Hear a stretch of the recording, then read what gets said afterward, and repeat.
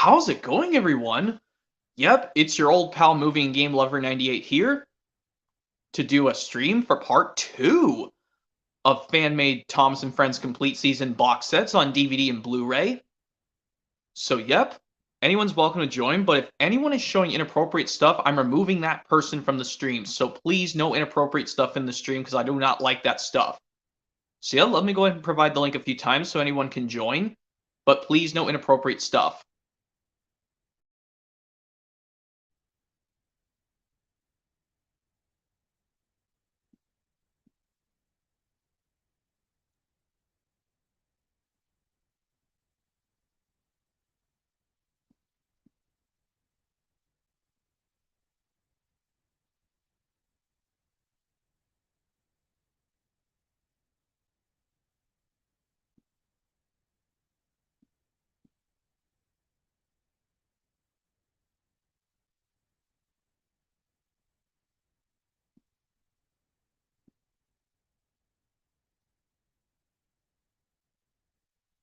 Alright, I provide the link a few times to the stream. But like I said, please no inappropriate stuff on the stream. Otherwise, if I do see some, I'm removing that person's guesting, whoever is making that background noise, and it's going to be annoying, and I don't like that. And Thomas LP Fan 123 says, hey, Thomas LP Fan 123. And Tommy Not Now says, hello, Tommy Not Now.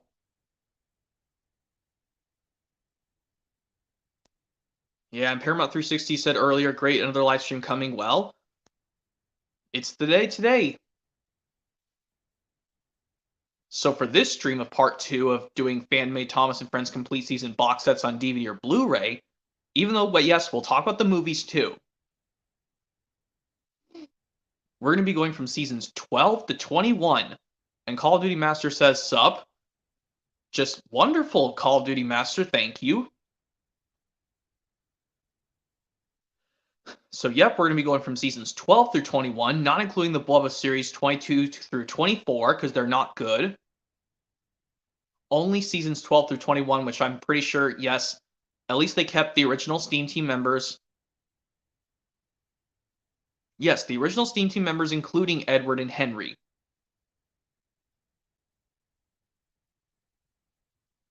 So yep, for this list, we're going to be going from seasons 12 through 21. Well, yeah, for this stream, yes. We'll be going from seasons 12 to 21. So yep, as soon as any guest joins, we'll be ready to start.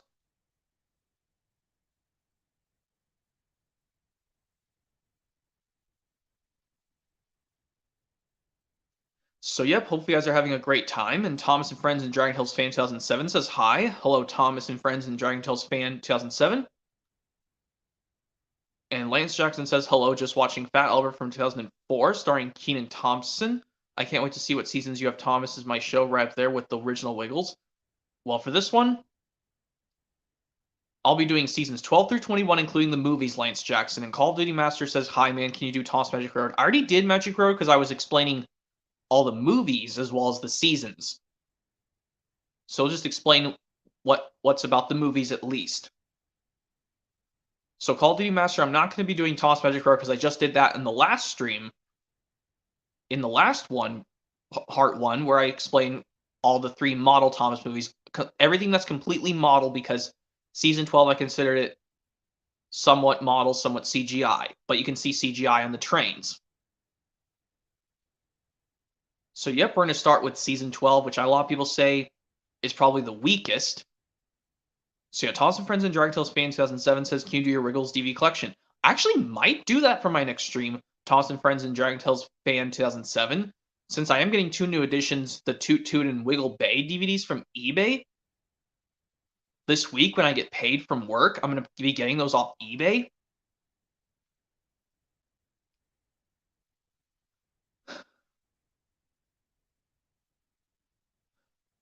And I don't know what that means, Call of Duty Master DVD video. I don't know what you're talking about.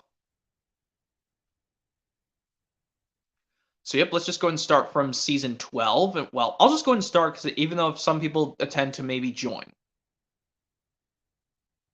So for this first one, we're going to start from season 12. Well, and Thompson previous fan program breaker says, well, for season 12, I considered a model season still, but it does use model animation. Well, because it does use model animation, even though the faces are animated.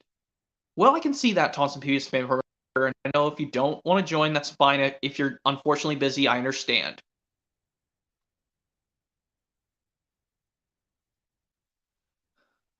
So yeah, from your comment, Thompson previous fan program breaker, I'm gonna just tell you this: you're welcome to join if you want, but if you cannot join, I understand. So yes, let's start with season 12, which is the first season of Thomas and Friends that has less than 26 episodes, and even less than that. Oh, and you're busy. Sorry, I'm busy today. That's fine, Thomas and Peace Fan Program Breaker. I mean, if you can try to publicly chat, that's fine. But like I said, I think if you can try to publicly chat, that's fine. But if you're so busy, I understand, because I know, lucky me, I don't have to worry about, strict school schedules because I'm not a kid anymore. And Call of Duty Master says, "Can I join?" I'm not sure if that's a good idea, Call of Duty Master, because I just don't want to hear inappropriate stuff because I'm scared there's going to be inappropriate stuff that's prone to give me a copyright claim. So, anyways, let's just start from season 12, which is a hybrid of models, still using model animation, but it's the first time we use CGI animation on the engines. And Paramount 360 says, "Hi there, hey Paramount 360." Like I said, let's start with season 12, 2-disc set. But this one, it has 20 episodes instead of the usual 26, and it's even less than. And Call of Duty Master says, "I don't cuss." I know you don't cuss, Call of Duty Master, but I'm just saying I don't want any background noises like interrupting my stream, because then I'll have to start this thing all over, and I don't want that to happen. And PBS Fan Program Breaker says, "I'll just chat instead." That's fine, Thomas and PBS Fan Program Breaker. So yes, season 12, we'll start with Hybrid Season 12, which has 20 episodes instead of the usual 26, like seasons 1 through 9 and season 11. This one only has 20 for some reason, because I guess they didn't have enough room to put most of these into season 12. So they only did 20 episodes. And Jaxie Minx says, "I will join later." That's fine, Jaxie Minx. So I'll try and do most of these by myself. So yeah, season 12, we'll start off with 2 discs. Yes, where this one, it does contain 3 of my episodes I hate of season 12. Well, it's only on 1 disc. The other disc will have the 2 bad ones I hate later on. So disc 1. Wow, we go from Thomas and the Billboard to Saved You on disc 1. Well, it makes sense. The first 7 go to Toby's Special Surprise, and then 8 and 9 are Excellent Emily and the Party Surprise. So 10 is Saved You. So yes, and we'll do disc 1, Toss the Billboard Ew to Saved You. And Paramount 360 says, "How you shout to my channel yet?" I think you're meant to say, "Have I shout out to your channel yet?" I haven't done that yet, Paramount 360, but I will do it eventually sometime soon. So anyways, yeah, season 12, and then the second disc will go from Duncan and the Hot Air Balloon to Best Friends.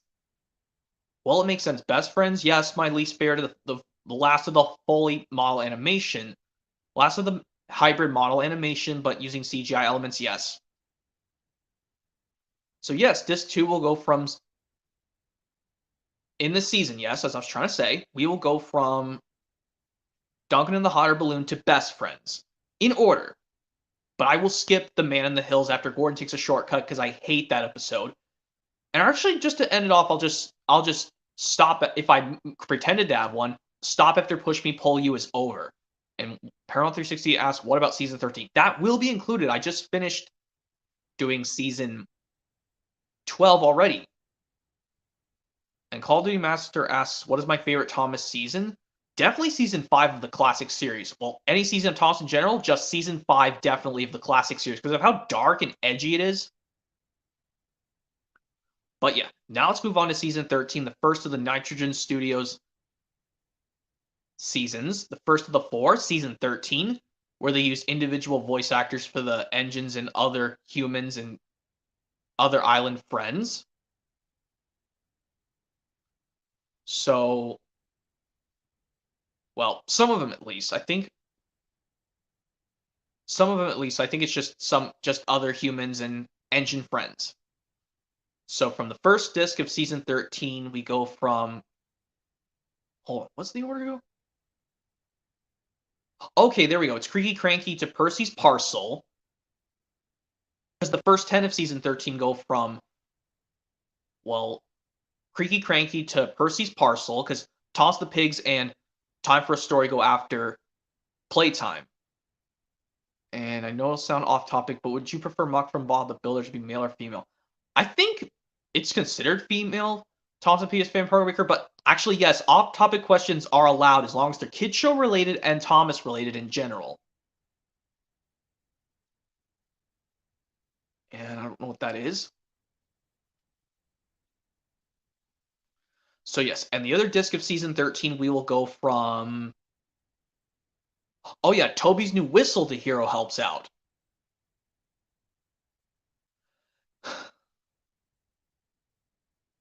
And once I'll say this again, Toss and P.S. Fan Program Breaker, off-topic questions are allowed as long as it's kids show related and Thomas and Friends related.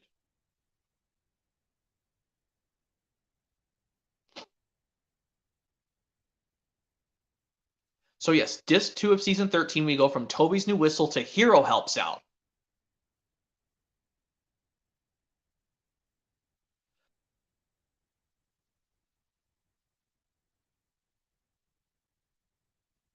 And Thomas and P.S. Fan Program Breaker says, I think Muck being female is suitable, definitely. Yeah, I think because of the way Muck is voiced in Bob the Builder, definitely it can be considered female because of the person who voices Muck. Well, in the US dub, at least. So yeah, season 13, we got the 2-disc set all situated. Second disc, I said, Toby's New Whistle to Hero Helps Out. There we go. And Call of Duty Master says, can I use chat? Well, there's a way to just publicly chat. I think you're already doing it. So yeah, now I move on to season 14, which I know a lot of people say is their second least favorite Nitrogen era season of Thomas of all time. Which I don't think is that bad. But you'll get this. Disc 1 of season 14, we start off with an episode of Thomas Does the Spotlight, and we ended up with a Thomas Spotlight episode. Yes, the first 10 of season 14 go from Thomas's tall friend to Thomas in charge. So it's like a Thomas sandwich. We start off with an episode of Thomas as the lead, and we ended off with a Thomas lead episode, main character episode. So yeah, disc 1 is like a sandwich of Thomas. Yes, the first one, the first to the 10th, where he's the spotlight, and the 10th one of season 14, where he is the main character. So from disc 2, we go from being Percy to Henry's Magic Box, because for some reason on every single Thomas story video, on later ones, I don't know why. Roll Along Thomas channel, I don't know why he puts it. He puts Merry Winter Wish after being Percy? No, before being Percy, and then he put Henry's Magic Box after being Percy and put Merry Misty Island as the last episode. No, Henry's Magic Box is supposed to be the finale of season 14. So from disc 2 of season 14, we go from being Percy to Henry's Magic Box. So we do the 2 winter holiday, first full CGI holiday celebratory episodes. Merry Winter Wish and Toss the Snowman party after being Percy.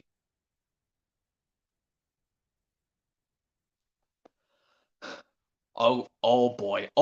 Then we get on to everyone's least favorite season of all time. And here's everyone's favorite or least favorite season of all time, season 15. Which I don't know why that aired before Day of the Diesels. Couldn't they just made it in I don't know, maybe a few days after Day of the Diesels came out? And Paramount 360 says, did you know there was an unseen Thomas Friends season 5 footage? I watched that video, Paramount 360, because it's where they film season 5, they're trying to film it correctly, and there's some blooper and outtakes. I watched that video. It was kind of cool. Deleted scenes, and there were some when they're doing some blooper and outtakes because they messed it up. But yeah, everyone's least favorite episodic season of all time of Thomas, or just least favorite season of all time, number 15. Which I gotta tell you, oh man, this one we really gotta talk about. First disc, Gordon and Ferdinand to, what was that? Let me see. Let's see, Happy Hero is the 7th. So we go from Gordon and Ferdinand to Let It Snow on disc 1, and then we do the other ones. Oh, surprise, surprise to Fiery Flynn. I hate surprise, surprise. Well, okay, there were some things I did like in season 15, surprise, surprise. Well, it was the first time, it was the first full CGI episode where Stanley got to finally talk, but it was the second time kind of speaking in full CGI, because he spoke in one scene in Day of the Diesels in full CGI. But technically, I think it's his third time appearing in full CGI. Well, because Mission Rescue, he did somewhat come back, but he just wasn't doing anything. So technically, this might consider be Stanley's third appearance in full CGI, because, well, his first time coming back was in Mission Rescue. Second was Day of the Diesels, but he just did, that was his first time speaking in full CGI. And the third appearance was surprise, surprise from season 15, but that was his second time speaking. And Paramount 360 says, what about season 16? We're going to get to that. I'm just explaining how the episodes go in order on disc 1 and 2, because we're only doing 2 disc sets for complete seasons. Okay, yes, we have to end off with the awful Fiery Flynn, which I know some people says is one of the trash episodes of all time.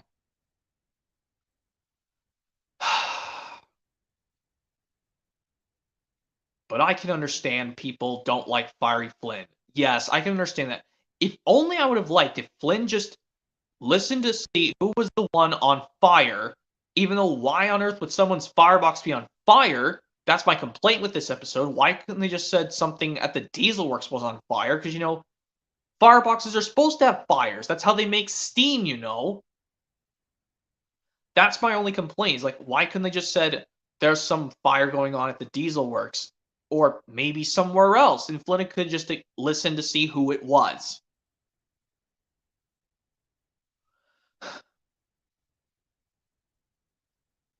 Okay, but now we move on to season 16, which a lot of people say it goes above season 13, because at least this one they show like flashbacks to like past events, like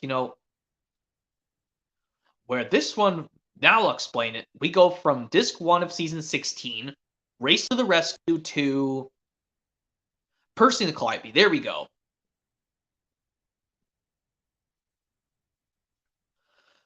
So I think from all of these, yeah, at least the first 10 episodes of season, 16, as I'm trying to say. We already did 15.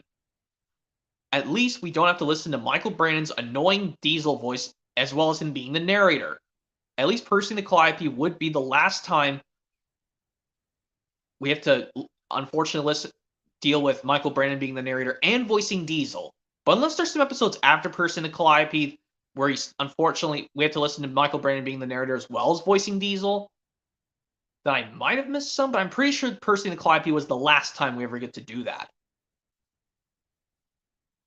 So yes, disc 1, we go from Race to the Rescue to Percy and the Calliope, my favorite.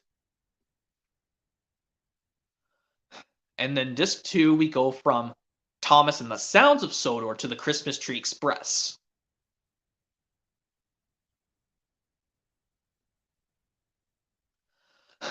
Okay, now we move on to the 3 seasons. Now we're going back to using 26 episodes again ever since season 11 of the model era.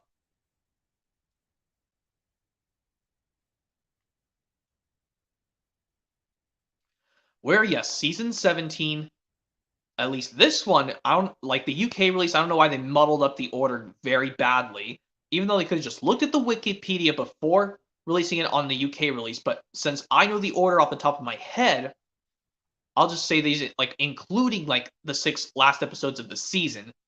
But fortunately for 19, Well, we'll have to put them in like the middle of the season because even though we don't include a bonus start your list bonus discs for 18 through 20 and nothing for 21.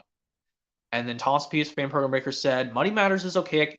I could say it's better than Wonky Whistle. Yeah, I could say it's better than Wonky Whistle, Thomas P.S. Fan Program Breaker, Money Matters, because at least James wanted to save himself from getting dirty, but then he realized that track was bumpy, and then even though he could have just realized it doesn't matter if they're dirty or not, the only important thing was getting there on time. I guess that was an interesting moral. But yeah, season 17 will go from Kevin's cranky friend to the Phantom Express, because luckily I know the episodes in order off the top of my head, so I'm not going to bother listing them out this stream, but luckily I know the order.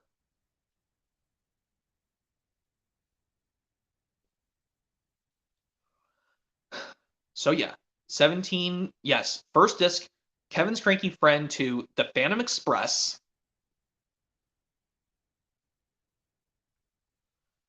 Yes, and then disc 2, Percy's Lucky Day to Thomas's Shortcut. The reason I say Thomas's Shortcut is the finale of 17 is because on the Wikipedia page, which is Thomas Wiki in general, well, it says on both the Thomas Wiki and actual Wikipedia, Thomas's Shortcut is the finale of season 17, along with No More Mr. Nice Engine. Both of those are the finales of season 17. So yes, we go from Percy's Lucky Day to Thomas's Shortcut on disc 2. Well, even though Away from the Sea will still go after the Frozen Turntable, but the other 5 go in this order. So yeah, that's season 17 all taken care of. Now we move on to the last of one being Thomas, being voiced by Martin T. Sherman, as well as Percy, as well as Carrie Shill voicing James and Sir Topham Hatt, before they got replaced by new voice actors, starting with The Adventure Begins. Well, Thomas, James, and Sir Topham Hatt got new voices in The Adventure Begins, and Percy got a new one in season 19. And SpongeBob Fanatic, I should say, 2005, says, have you watched the SpongeBob episode Shanghai? Yeah, I watched that and sister episode Gary Takes a Bath. They're both good episodes. So yeah, let's go on to 18 of this. Where this one we gotta really, really explain the order. Because at least they tried to fix it on 18. They almost got it. But at least like the first 10, I'll just say this, even though we're splitting up on 2 discs, and we put the 6 Dinerific episodes after The Perfect Gift in this order. So yes, this one, disc 1, we go from, what was it? We go from Old Reliable Edward to Missing Gator. There we go. I almost was going to say just 10 episodes. No. But yeah, the 3 episodes after Toss the Emergency Table, we have to go Duncan the Grumpy Passenger, Marrying the Pipe, then Missing Gator. So the first 13, Old Reliable Edward to Missing Gator on disc 1 of season 18.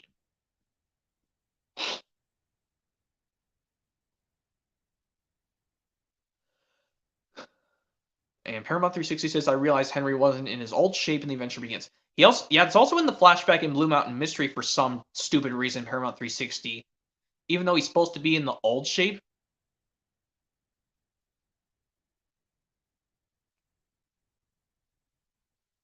So yes, and now on to the next one, where it literally goes, Disc 2, No Steam Without Coal to Millie in the Volcano. Because the 6 Dinerific episodes of season 18 after The Perfect Gift, it goes, Emily Saves the World, Timothy in the Rainbow Car, Marrying the Dinosaurs, Samson at Your Service, Samson Sent for Scrap, and then Millie in the Volcano. So yes, Disc 2, episodes 14 through 26, No Steam Without Coal to Millie in the Volcano. Because we're not including a bonus Dinos and Discoveries bonus disc, because I don't know why the UK ones did that, even because I guess they could have just released it on 2 discs like that, but luckily I'm just doing this for fan-made US ones. Because I forgot to mention this is fan-made US ones. My apologies, but that's okay.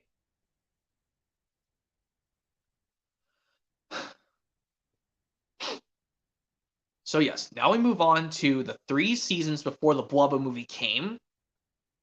And the real Train Boy 22 Studios, or aka Gabe Fry, says hello. Hello, Gabe, aka Train Boy 22 Studios. So yes, we go on to season 19, which I know a lot of people say it's the first. Well, it's the second to last one of of Arc Productions, but I'll just say it's the third Andrew Brenner season because Arc is bankrupt. May they defunct, rest in peace. And Paramount 360. So I'm not going to talk about the Thomas reboot. Are you? No, of course not. I hate All Engines Go. Bother that trash of a baby reboot. It's a trash show, and I'm never ever going to explain about it. But yeah, let's go to the third Brenner era season of Thomas. Number 19. We're getting out of the out of the teenage, like one of the teenage numbers of numbered seasons of Thomas before we get to the ones starting from with 20 and 21. Even though yes, 18 and 19 years old means technically legally an adult but still a teenager. But we're getting out of the teenager numbers of seasons of Thomas, but now we're getting to the adult ones, even though I consider these are just going to start making it feel to kids again.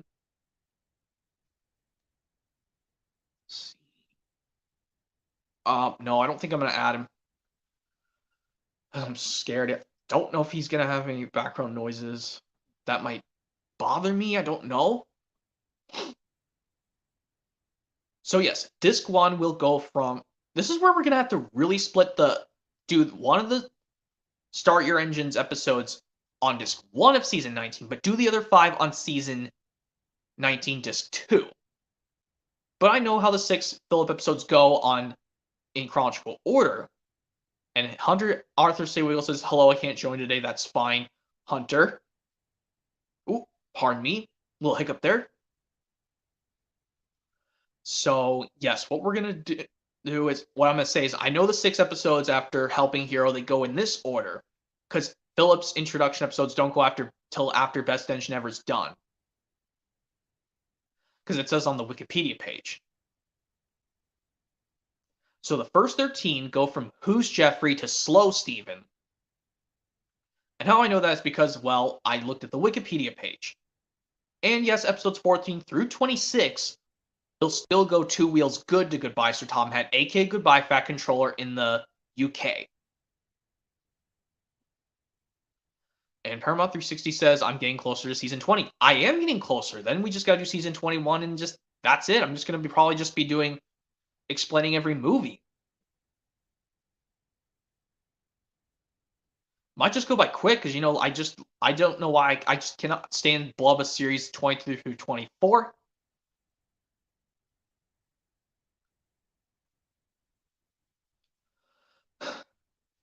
Oh, let me see.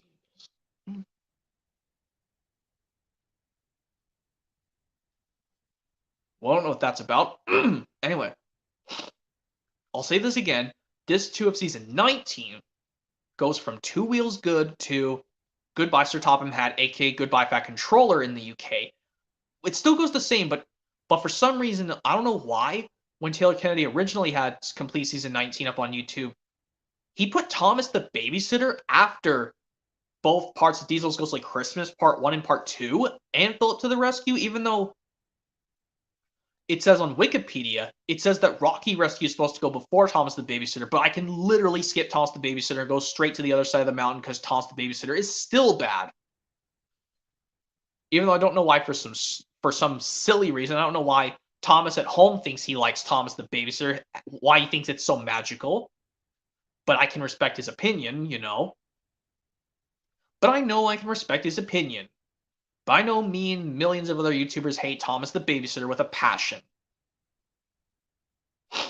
But just to make it a lot easier, Disc 2, Season 19, go from Two Wheels Good to Goodbye Sir Topham Hatt, aka Goodbye Fat Controller in the UK.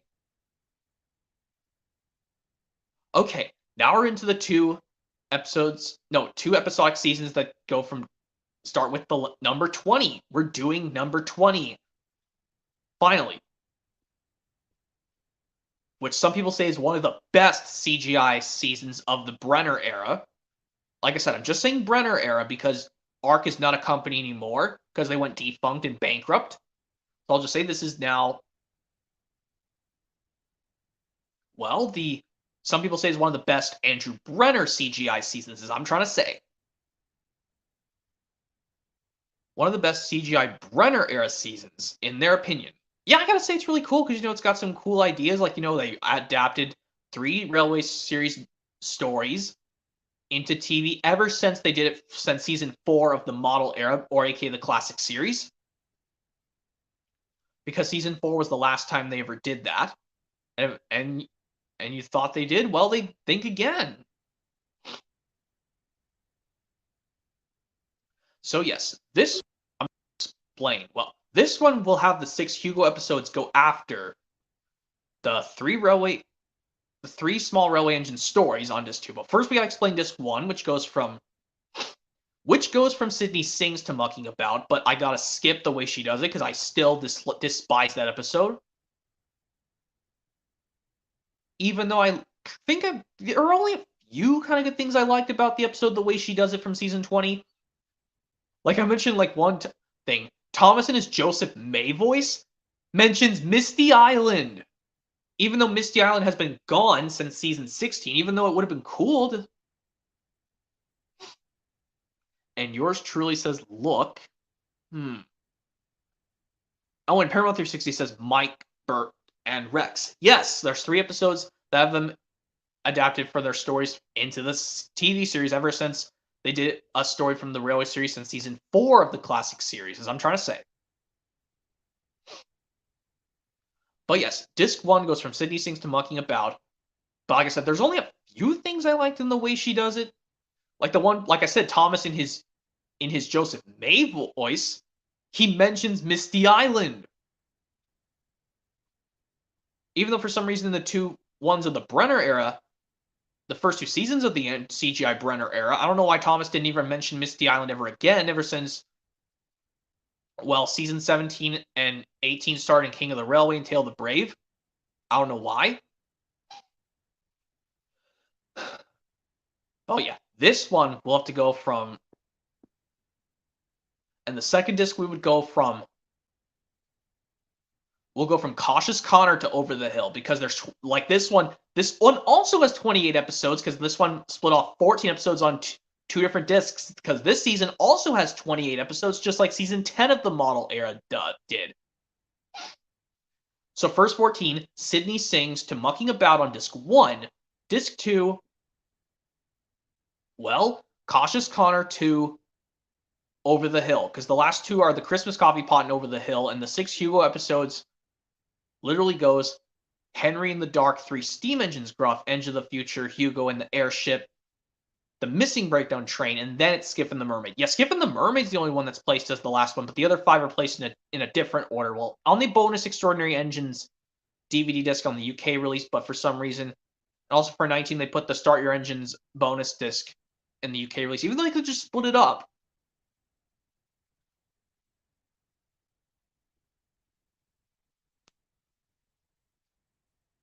Well, on season 19, I don't know why they kind of nearly got it in somewhat with 20.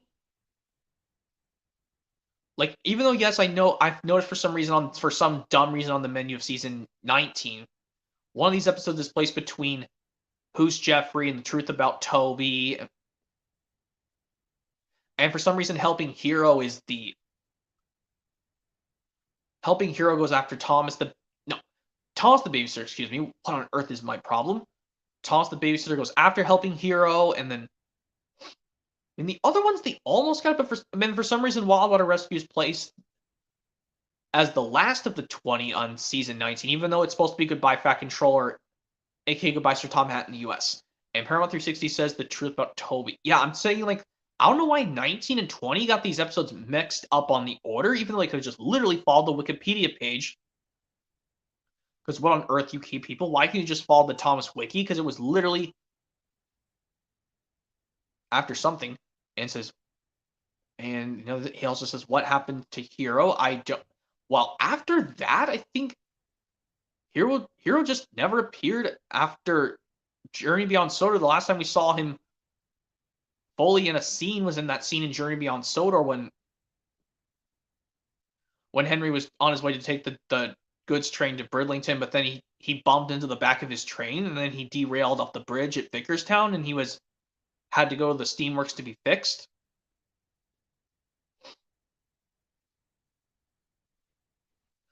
But yeah, Now let's move on to the last ever full CGI season of Thomas. Before the Blood movie came out, season 21.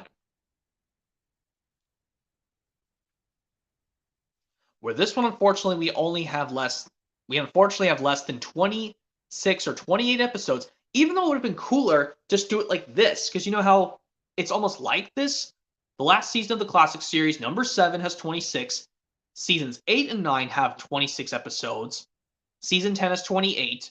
And season 11 has 26 episodes. Why can't they just still put 26 episodes in season 21, just like they did with season 11 of the model era?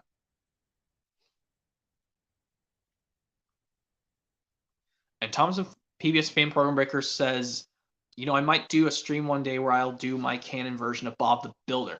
That'll be cool, Thomas and PBS Fan Program Breaker.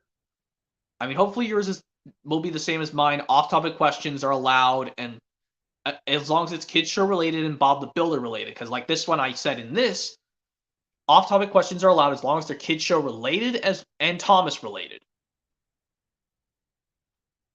So yes, season 21, yes, we gotta talk about it. It's like I don't want to say it's a bad season. I mean, yes, it was kind of short because I guess they didn't have enough money to add more episodes.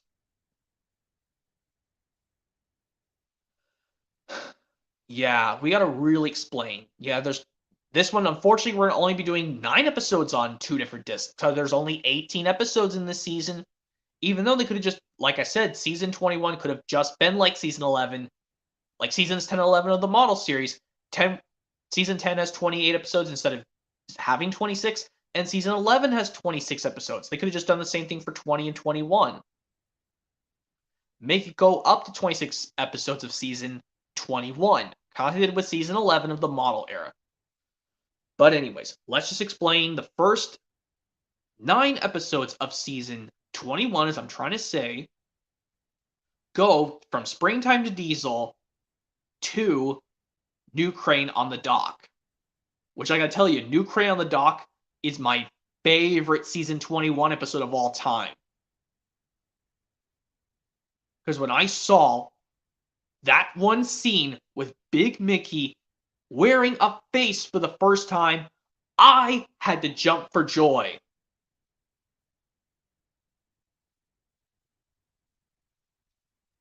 And yeah.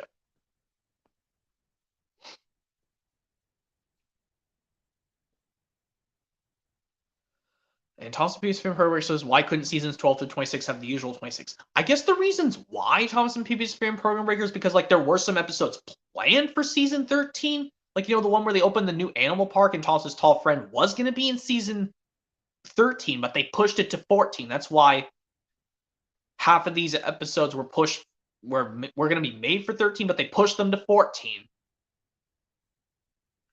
And Paramount 360 says, did you know he was in Tugs? Big Mickey? Yes. But he was faceless for many, many cameos, even in like seasons 3 of Thomas and Friends, even. Like, well, yes, I'll just say this. I think Big Mickey did make his appearance in season 3 of the TV show of Thomas and Friends in the model series. I'm pretty sure. I'll just say model series in general, because at least 8 through 11 are completely model still.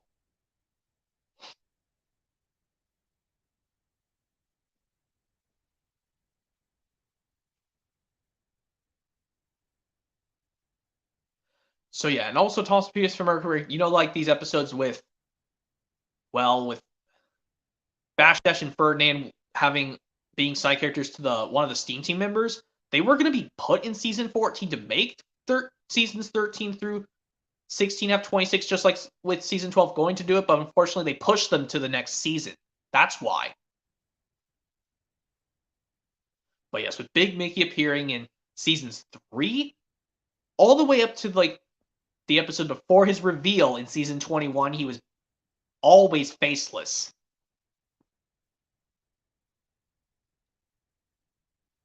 But some people say that season 21 was considered to be out of order because like how in some episodes of season 21, Carly's not even at Brendam Docks and Emily in the middle, which I found strange, even though it would have been cool if she just made like a cameo like her, because Emily in the Middle goes in order after New Crane on the Dock, and well, the episodes of Cranky at the end of the line, and New Crane on the Dock, and then for some reason in Emily in the Middle she just disappears.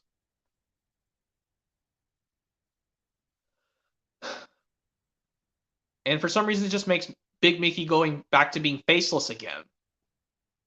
Yeah, some people say they should have rearranged the episode order of season 21 because how Diesel finally changes his ways at the end of Springtime for Diesel, but then for some reason in the Big Freeze he goes back to being an iconic bully again, which I know that pisses a lot of people off. So yes, I can understand that.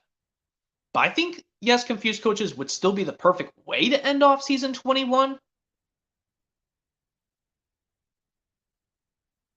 Because while it's a New Year's episode and it's countdown to New Year's Day and the fireworks celebrate and that's the new year and then everything is all gone.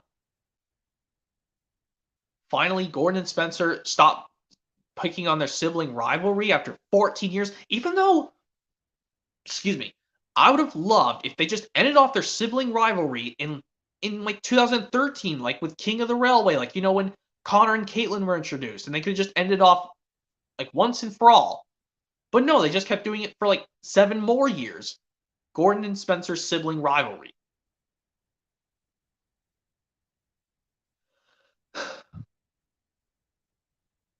But yeah, that season's 12 through 21 all taken care of.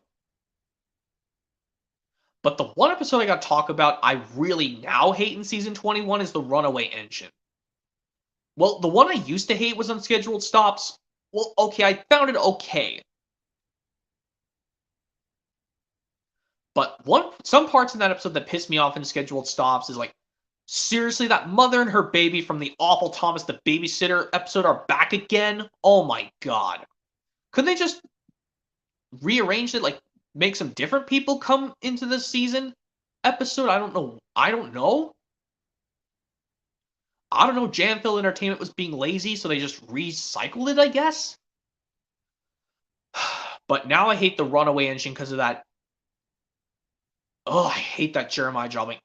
I hated how he stomped his foot on the ground. He could have gotten hurt because there were rocks all over the ground, and he could have gotten a serious, I don't know, a foot injury when he stomped his foot on the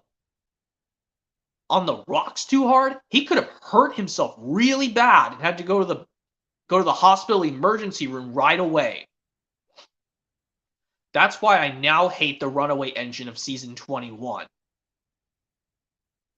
Well, okay, I found that episode okay. But the only portion I hated was the very end when Jeremiah Jobling stomped his foot on the ground too hard. He could have gotten seriously hurt.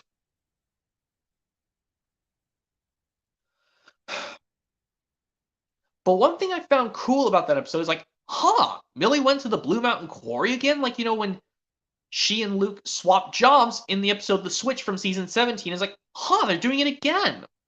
Because I guess they needed Millie to do it for a specific job. That was one thing I found cool about the Runaway Engine from season 21. Not to be confused with a Thomas and Friends release. That's simply a Lionsgate train car design re-release of Thomas and Friends Get Along. Not to be confused with something like that. But like I said, off-topic questions are allowed as long as they're Thomas related and kids shows related in general. Children's shows topics and Thomas off-topic things are allowed. So yeah, season 21, the last of the good seasons of Thomas just in general, because after that, seasons 23 through 24, well, they would still be canon, but I just don't know why they could just let these engines be on a trial to see if they're really ready to join the main cast. I would have liked better if they just put them on a trial, But yeah, that's all the seasons of CGI Thomas all taken care of. Now we move on to the 11 fully CGI Thomas movies because they didn't make the Hero the Rails movie hybrid season 12 animation style, like season 12. That's why they went on to full CGI. Well, that's the first time where the series goes completely full CGI. Hero the Rails, the movie. Which I gotta say, that's my favorite CGI Miller era Thomas movie of all time, because it's very action packed, and it's very well, it's the first time they used full CGI without using the model that the models were done for. And Thomas and Peters fan program maker says, and no, we're not doing Thomas All Engines Go. Okay. Yes, we're not doing All Engines Go. I just went from seasons 12 through 21, the CGI seasons. And not including Blubba seasons 23 through 24 either. Because I don't like those seasons at all. And Paramount 360 says, really? Yeah, because I don't like those portions of Thomas. That just made Thomas even worse again.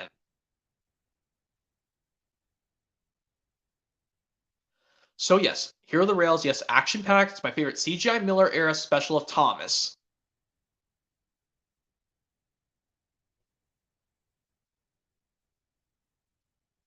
And, well, what else can I say? Oh, yeah. And also, yes, where Thomas wants to get his old friend, well, he wants to make his new friend Hero happy and get him restored. So he decides that he should go get Sir Tom Hat, but Hero says that's not a good idea because he fears if Sir Tom Hat finds him broken down, he would be. Well, he said if he found him, he would be sent to the scrapyard, or the smelter's yard, I should say. But even though it would have been nicer if Thomas would have just told Sir Topham Hatt in the first place, like when he first found him, like, because then none of this craziness would have happened throughout the movie. Thomas could have just asked Sir Topham Hatt.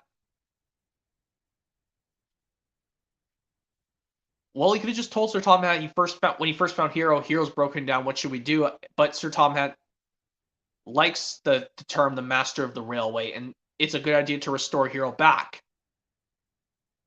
And Thompson Peters fan program breaker says, though they did believe it or not, release the complete season 22 of Thomas and Friends in Germany. That's kind of an interesting thing, Thomas and PBS program breaker.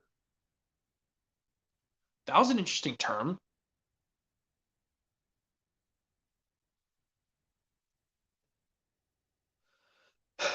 And of course, yes, of course they finally get Hero restored. And yeah. But yeah. But now I move on to my least favorite Thomas movie of all time, or just CGI Thomas movie just in general, or just anything least favorite Thomas in general. The movie where we heard that instrumental of a certain movie, Misty Island Rescue. Okay, the first couple of minutes started to get cool, but all of a sudden now it just feels like I'm in a Thomas the Tank Engine version of Toy Story 2.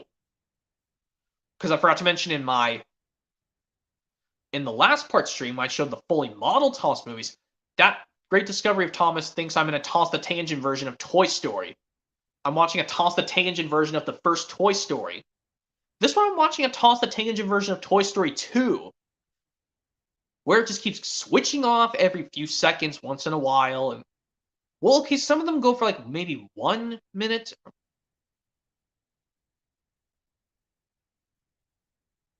And Paramount 360 says, what about Jack in the Pack? I already did mention Jack in the Pack already. I think I mentioned it already in the last one with models. I think I did. I'm pretty sure I did. And Real Train Boy 22 Studio says, can I join? I don't know if that's a good idea, because I don't know because if anything in your background is caused to give me a copyright claim, Gabe, aka Trainboy 22 Studios, then I'm gonna have some problems. So yeah, I'm not so sure because I just don't know if you have anything going on in your house right now, because I'm just so scared it's gonna give me a copyright claim, and I don't want that to happen.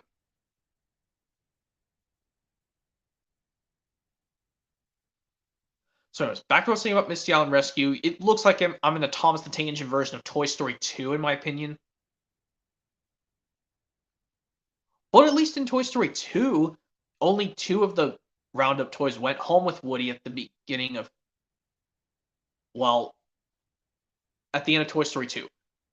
Okay, there's not okay, Trainboy 22 Studios. I mean, if you're sure, 'cause I mean, hopefully, because one time this one person, one of her backgrounds, one of her screens caused me to get really annoyed. I had to end the stream early.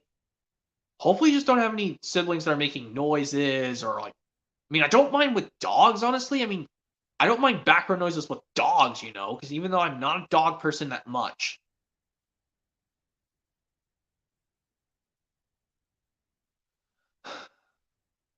Like I said, I hope you just don't have any siblings that are making noise or just well, even though I don't have to deal with those or like dog barkings and all that stuff.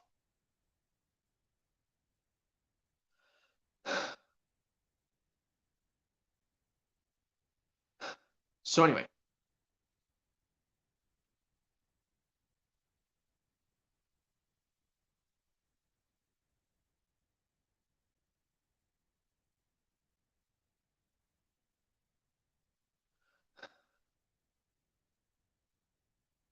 so anyways, what was I trying to say? Oh yeah, about Misty on Rescue. Everyone's trying their hardest to find Thomas, but they just never succeed. Even though Thomas could have just literally used his smoke signals right when he got onto Misty Island. What he could just that would have been like much cooler because Thomas could have just used his smoke signals like when he was lost on when he first went on Misty Island. That would have been a lot cooler because then everyone would have just kept not just sitting there being so stupid and not even trying their hardest.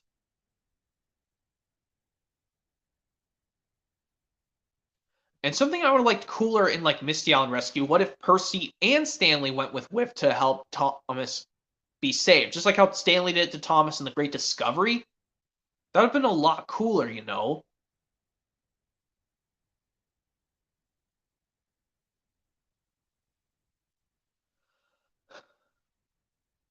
Uh, okay, that's good.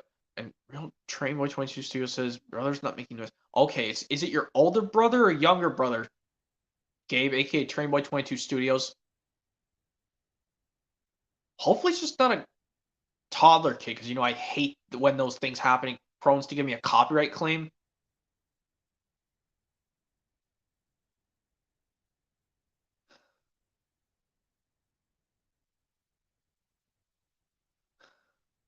But anyway, yeah, of course, like, what if Stanley went with Percy and Whiff to rescue Thomas, and the narrator could have just added more narration?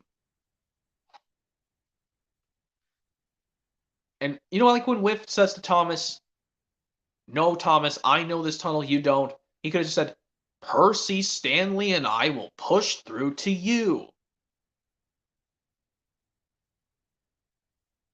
And of course, like when all three of them bash through to Thomas and the logging locos, and Thomas would say, "Hooray for Percy and Stanley! Hooray for Whiff!"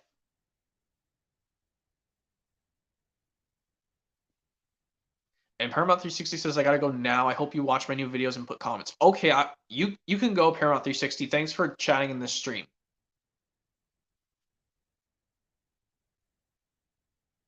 Okay, a little older. Just hopefully it's just not a screaming child, because I hate when those get prone to give me a copyright claim.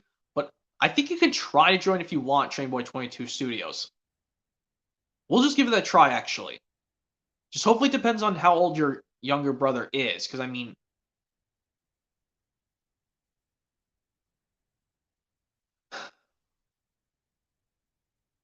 okay, but we'll just see what happens.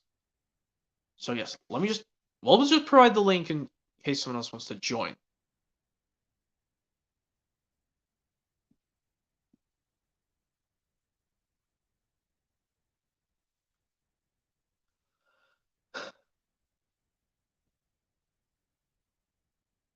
Well, I just don't know how old your younger brother is, Trainboy 22 Studios, aka Gabe.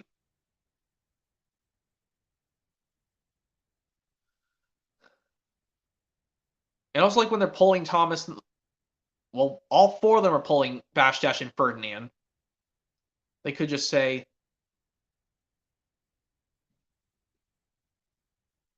well, you know.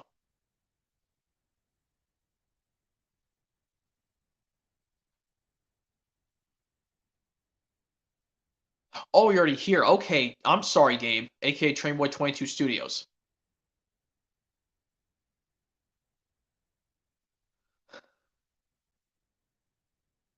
So yes, Mission Rescue, yeah, it's okay. I would have liked if they just improved some parts better.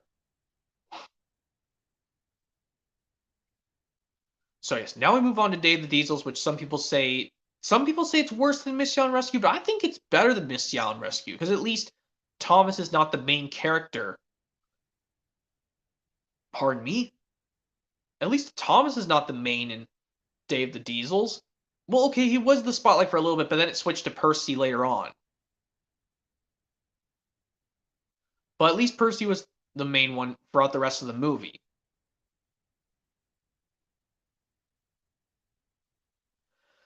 So anyway, yeah, Day of the Diesels. Even though I don't know why I understand.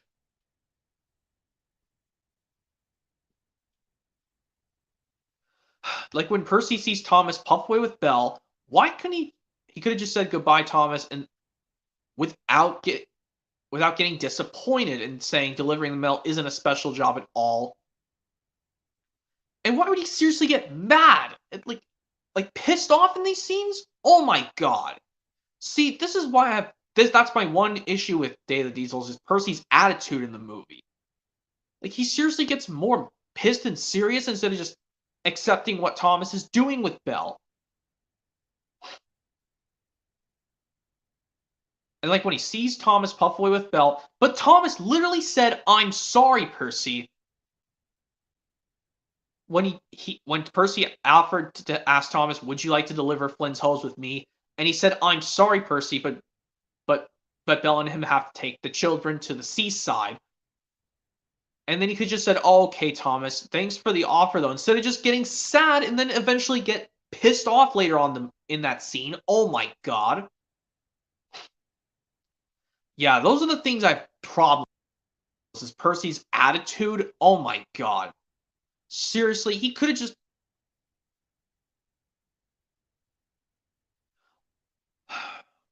and of course, like when he's alone at Tidmouth Sheds at night and he's still angry. Oh my god. Why could he just accept what he would what happened? Oh my god. But seriously, this is why I have problems with Percy and Dave the Diesels, honestly. Like seriously, Percy would just accepted what Thomas just said, and he could have just said, "Oh," like when Thomas puffs away with Bell, he could have just said, "Okay, Thomas, thanks for the offer, though." And Thomas says, "No problem, Percy. It's it's okay, Percy. Maybe we'll try it another time."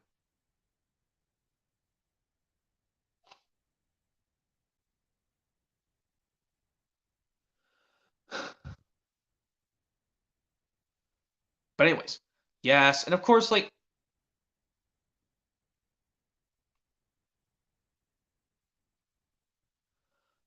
yes, Percy gets tricked later on because he thought someone delivered the hose for Flynn to the search and rescue center, but apparently they Rocky thought Dart didn't, and Percy realized he got tricked.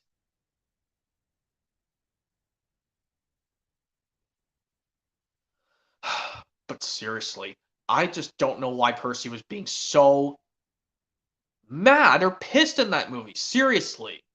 Seriously, Nitrogen or Hit Entertainment or I mean Sharon Miller wrote this movie, so I don't know why.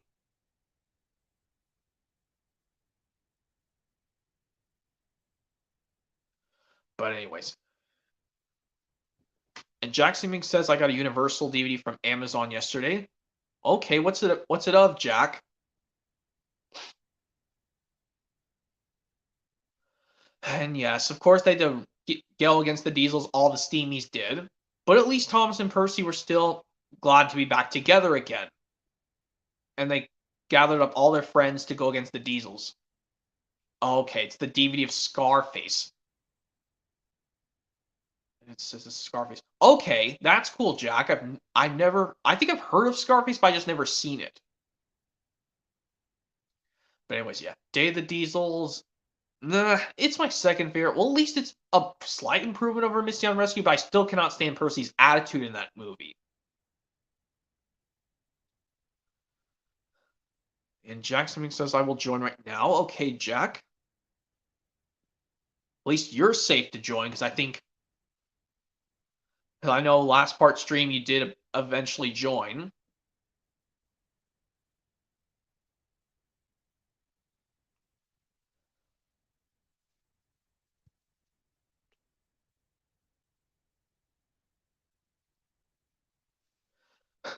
Well, anyway, yeah, now we move on to the last CGI Miller era. Well, movies. I was about to say special. I was just saying movie just in general. Last CGI Miller era movie. That being Blue Mountain Mystery. Well, of course, like, it was with Ian McHugh and Andrew Brenner, kind of. Let me get Jack in here. Hello. And Jack. How are you today? Just doing Fanmade Thomas Complete Season sets on if they put them on DVD or Blu-ray. Yeah.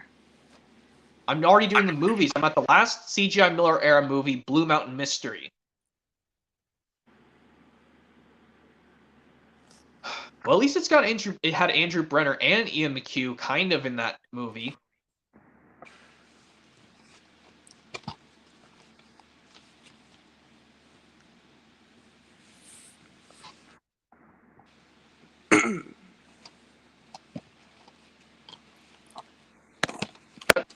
Scarface, there it is. So yes, Blue Mountain Mystery is the last CGI Miller era movie, and it's the last one to be narrated by Michael Brandon. It's the last one to be animated by Nitrogen Studios. Disc 1. This is disc 1. Yep. Okay. With the feature. Okay. And this is disc 2 with the bonus features. Okay. That's cool. I mean, that's a cool disc design. And yes, what? Blue Mountain Mystery, I dislike the part with the narrow gauge engines running away from Thomas at the end of the movie, even though he could. Because I guess I don't know why the reasons why they got mad at him saying you talk to Victor, even though Victor's a narrow gauge engine. Even I guess the reasons why is because Victor's the only narrow gauge engine owned by Sir Topham Hatt. Let me see if I can add Gabe really quick. Hello. Hey, Gabe, Trainboy22 Studios, how are you? Very good. Good. I'm doing the rest of the Thomas CGI movies because I already finished all the seasons. That's good. Blue Mountain Mystery, the last CGI Miller era movie of Thomas before they went to the Brenner ones. This double feature. This is a double feature. Yeah, I'm probably gonna get that in the Blu-ray double feature because they go in forwards order. Billy Madison goes before Happy Gilmore. There's one disc in here. Okay, I thought they were gonna put 2 discs. It says select with the Thomas Heroic movie collection. What? The Thomas Heroic movie collection, they put 2 movies on 1 disc. Yeah. But anyways, yeah. Let's go on King of the Railway, the first Andrew Brenner era, or CGI Brenner era movie, as I'm trying to say. I'm trying to say just Brenner era movie, because ARC is not a company anymore. They went bankrupt. Which I gotta say, that's my second copy. What's it? Whoa. Look at That's amazing. The Universal copy. Yeah, I have the Lionsgate version of Frosty Friends. Oh, yeah. King of the Railway. I don't know why people don't like King of the Railway that much. I like it. I mean, there were some few goofs in that movie. I know that, but at least it was their first attempt at trying at their first Andrew Brenner animation. Wait. This DVD. There's the Universal re-release of Calling All Engines, which I know. There's the disc. That one they removed the bonus features, like I said. I don't know. I'm not getting that version. I'm keeping it this Yeah, one me forever. neither. I prefer the original release. How about the 2009 reprint? It's fine. I just like the original release from 2005 better. Oh, check out what I have here.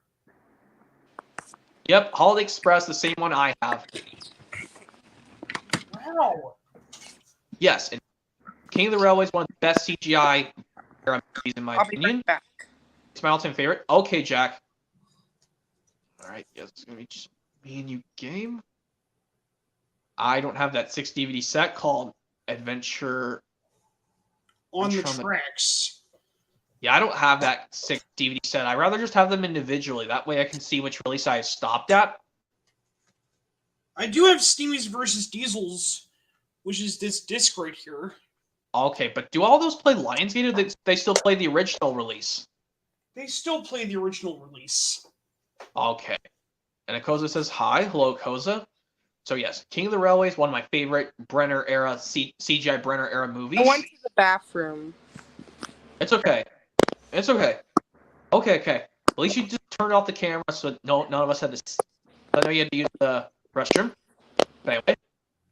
Now we move on to Tale of the Brave, the last movie where Thomas and Percy are voiced by Martin T. Sherman and Carrie Shield voices James and Sir Topham Hatt.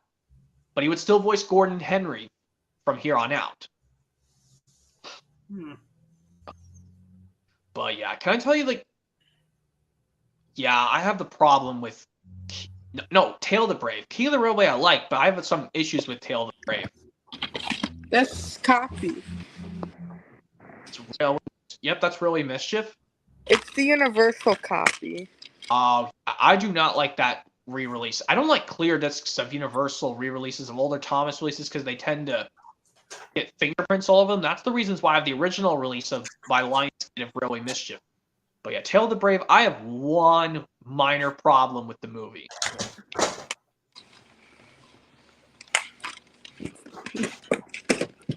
Yeah, Percy being a stupid idiot to Thomas, and it really makes me angry. Even though Thomas could have just said something when These Percy are two copies of A Very Thomas Christmas.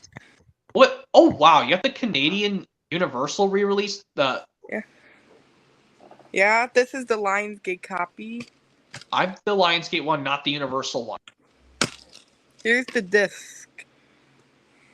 Yep. But now, at least something's better after this. We go to the CGI movie, The Adventure Begins. Here's the Universal copy. I can tell it's Canadian because it's got the logo printed again. But if it was the US release, it didn't have that. Yeah, The Adventure Begins, yes. The first time where... Why is the disc clear? Well, that's a Universal re-release. Did you know that there's a Universal re-release where it does have the original poster art, which I remember seeing at Goodwill, but I never picked it up? It also includes a bonus episode on the DVD release. Yes, that'd be Old Reliable Edward, but I just literally watched... Well, when I'm watching the movies just in general, I just skip the episode itself. And Light Blue Yoshi Fan 02 says hello. Hello, Light Blue Yoshi Fan 02. Oh, yes, Adventure Begins, the first movie where Thomas is voiced by Joseph May, Rob Bradshaw voices James, and Keith Wickham is now Sir Topham Hatt. But at least William Hope is still voicing Edward, and Carrie Shell is still in the thing, but he voices Gordon Henry now. Here's Sticky Situations. Yeah, I know it has a little chewed up, but that's fine. There's 3 episodes from season 15 and 1 episode from season 14. I mean, we've got almost all of season 14 of Thomas complete on DVD. They put the missing episode James in the Dark on a Hit Favorites release, but for some reason, they almost got 15, 16, and 18 and 19 almost done. Here's the disc. But yes, The Adventure Begins. I think it's good for every Thomas fan. This has the little Big Club promo, this DVD. Yeah, I think like all the ones starting off, they always use that little Big Club promo on every release at the beginning when you start up the release. Even when Universal distributed the Thomas DVDs, that they still use it. And Adventure Begins. I know it's cool for old and new fans of Thomas to watch. This is Wild Water Rescue. I have that release. I know that. There's 1 episode from season 19 and 5 episodes from season 16. Yeah, and yes, it's got ones with Thomas Hersey, James, and Sir Tom had in their different voice actors and 2 different narrators. But on Tales on the Rails, at least like those ones have them in their different voices, but at least Mark Morgan is the narrator of all the episodes.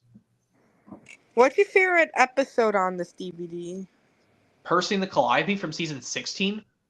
Yeah. Oh This yeah. has Michael Brandon in it. Yeah, it's the only Universal re-release I know that has Michael Brandon in it. And the only ones have Not least the all nitrogen. episodes on this DVD. At least the nitrogen episodes, the CGI Miller episodes, at least they're in widescreen.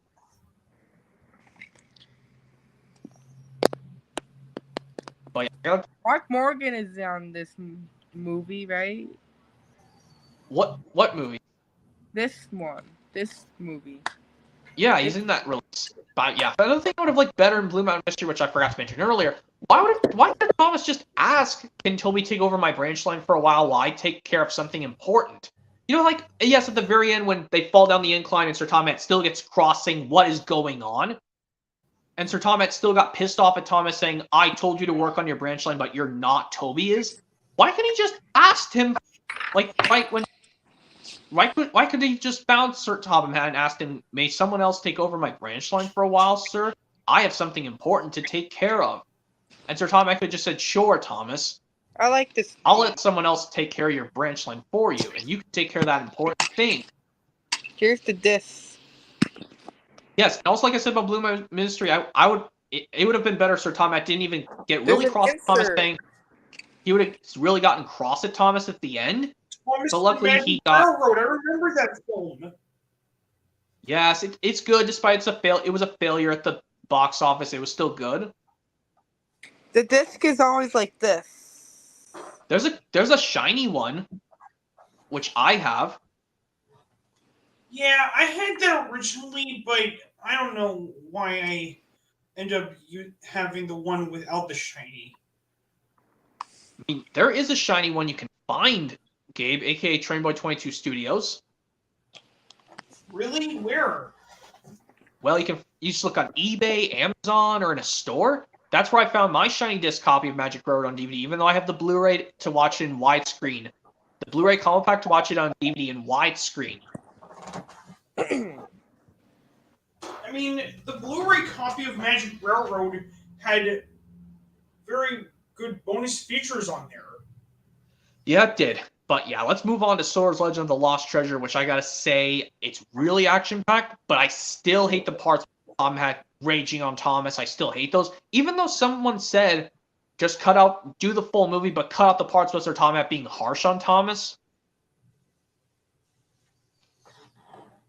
Yeah, as long as Sora's Legend of the Lost Treasure was a good movie, the Fat Controller was too harsh on Thomas. This movie. Come on, sir, give Thomas a break. He deserves credit. Do you remember this movie? Yeah, Talladega Nights, yes, I do remember that. Remember the Columbia Pictures logo on this movie? Yeah, it's high-pitched, just like on Clyde with a Chance of Meatballs, the first one, individually on DVD. Or if you have the Blu-ray color. You know why is it high-pitched? Don't know why. But at least it's the normal Columbia Pictures logo, but it's just in higher pitch.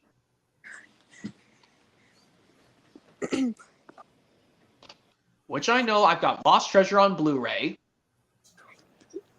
Oh, I don't have that DVD. I don't have that DVD yet. I mean, it's on eBay or just get it off Amazon because it's a Universal release, and Amazon will ship the Universal ones very easily because it's a Universal release. Talladega Nights. Why is the Columbia logo high-pitched? Don't really know. I think Sony didn't have they were just finished the production. Did you know about Magic Railroad? The release of the DVD is a bit higher pitched than the one in the US. Wait, what are you saying, Trainboy22 Studios? You know that Magic Railroad was higher pitched in the UK? Wait, are you serious? Because like every copy of DVD, it's in normal pitch. I was talking about the UK version of it. Oh, the UK version? I don't have the UK race of Magic Rhoda. Even though I want to get it so bad, because, it just... because I really want to have it, like, really bad.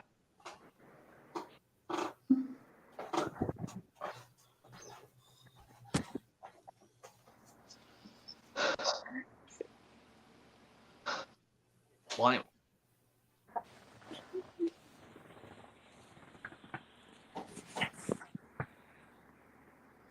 Well, anyway, yeah. Lost Treasure. I still like the rest of the movie, despite I hate the parts with Sir Thomas. Still raging on Thomas, because that doesn't make any logical sense. You could have just...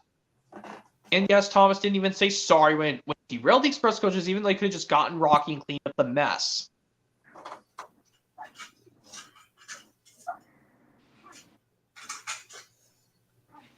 But yeah, we're on to the last three movies. Great Race, Journey Beyond Sodor, and Big World Adventures, the Blubba movie. Yes, Great Race I gotta really explain. Yes, I hate the part when Annie and Clarabelle lied to Thomas, saying they're not his coaches anymore, even though they literally said to James at the end of the adventure begins they're Thomas' Scarface coaches. has the Universal logo from 1963. Oh, that's cool. Scarface came out in 1983. Oh, okay, but... And the original came out in 1932. Akosa says, what Thomas movie do I hate the most? I think Mission Rescue I would just really hate it the most, because, like, it keeps switching off every few seconds. Misty Island Rescue. I hate that film. Yeah, it's my all-time favorite least Thomas movie for me. Remember the Pixar logo at the end of The Incredibles?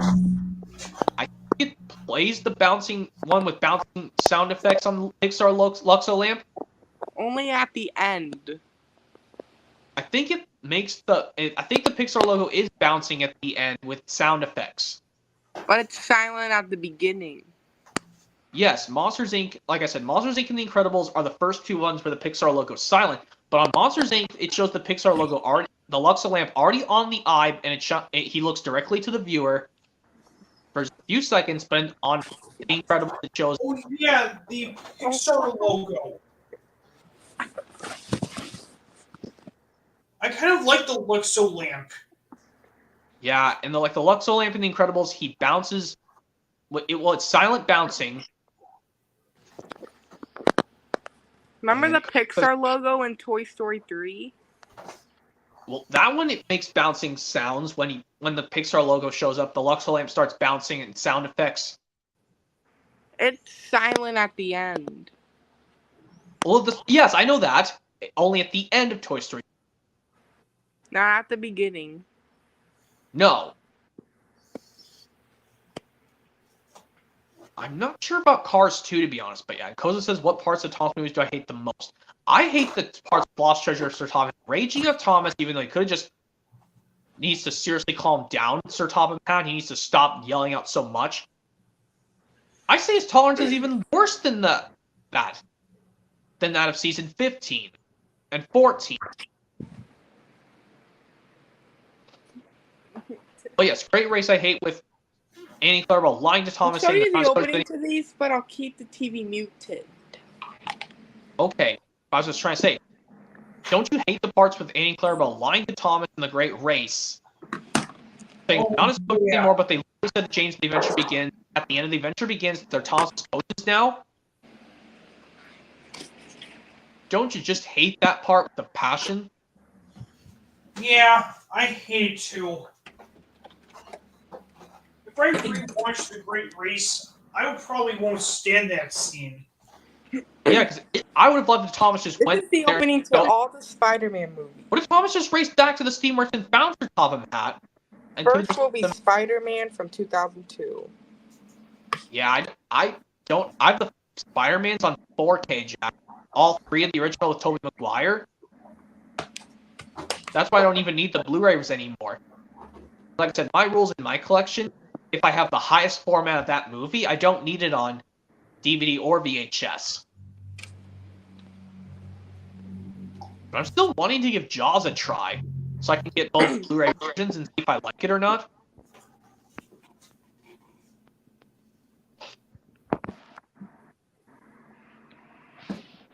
And yeah, that logo is also shown on some Dragon Tales releases. That Columbia TriStar Home Entertainment logo at the beginning. Oh yeah, Dragon Tales. I remember that show. Yeah, you sure do. I know you don't have any Dragon Tales DVDs quite yet. But anyway, I was trying to say, well, yes, the Great Race. I also didn't like the part when Thomas was not able to go to the Great Railway Show with everyone else, even though he could have just, he was able to still go with, even if it was a little damaged. This is why I want to watch Thomas' Special Letter more than the Great Race.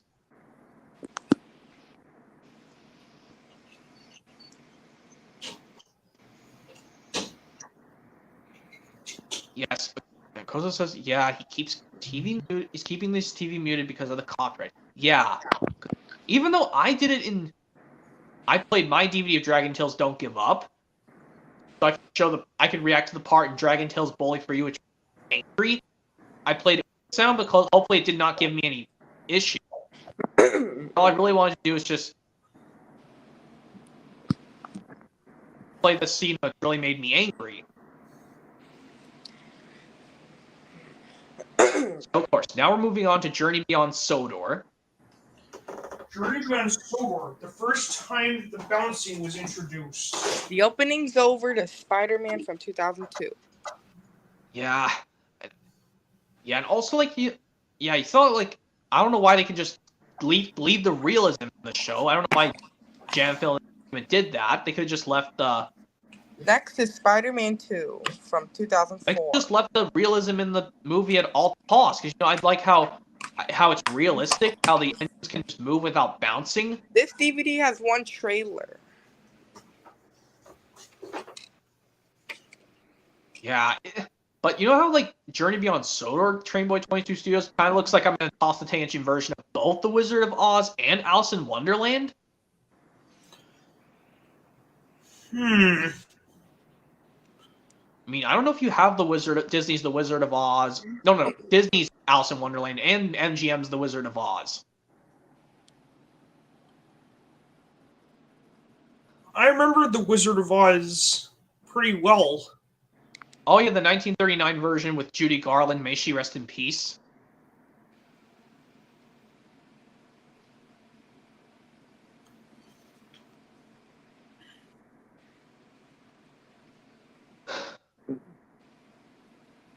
Yeah, I mean, I don't know if you have Disney's Alice in Wonderland on any physical media, Trainboy 22 Studios. I don't have it yet.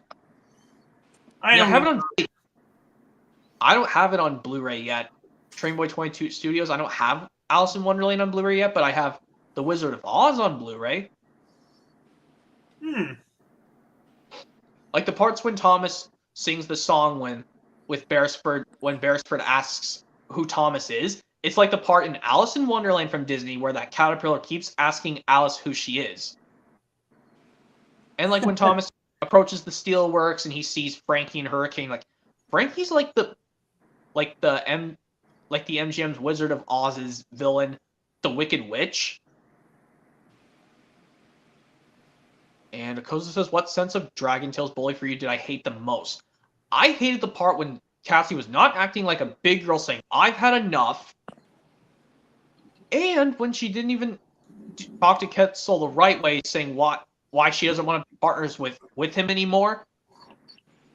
Even though she just explained why she doesn't want to be partners with Spike anymore by just saying it sternly without being worried.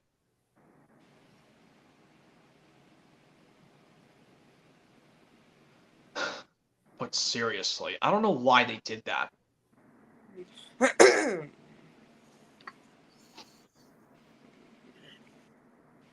Oh yeah, that's the trailer for Hitch. I do have that movie. That's the only Spider-Man 2 movie to have the trailer. It has one trailer. And it just goes, we'll just go to the menu after that. But I think on the VHS of Spider-Man 2, there's more trailers.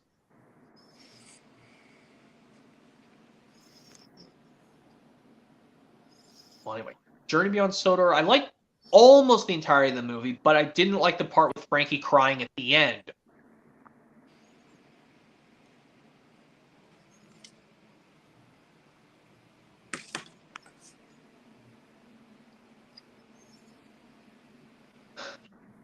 Yeah.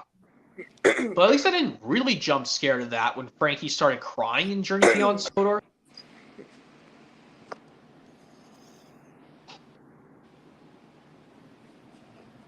But I liked how the engines... Well, I think, that Great Race, for the first time the engines sang the songs in the movie. Well, okay, the first time really was in the Never Overlook a Little Engine song in Lost Treasure, when the miniature engine sang the song to Thomas to Never Overlook a Little Engine.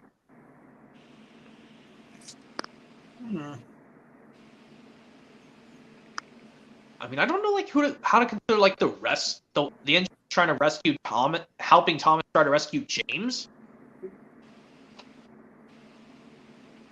Like, how would you describe like the rescuing engines? Merlin, Theo, and Lexi as the people trying to rescue the one from pretending Frankie is the Wicked Witch from the Wizard of Oz, and like who should like the lion, the scarecrow, and the metal tin man, have you call it? Oh, I don't know. Maybe Merlin could be like the... That's the end of Spider-Man 2 from 2004. Okay. Hold on just a second. I'm going to get some more light. It's getting dark in my area.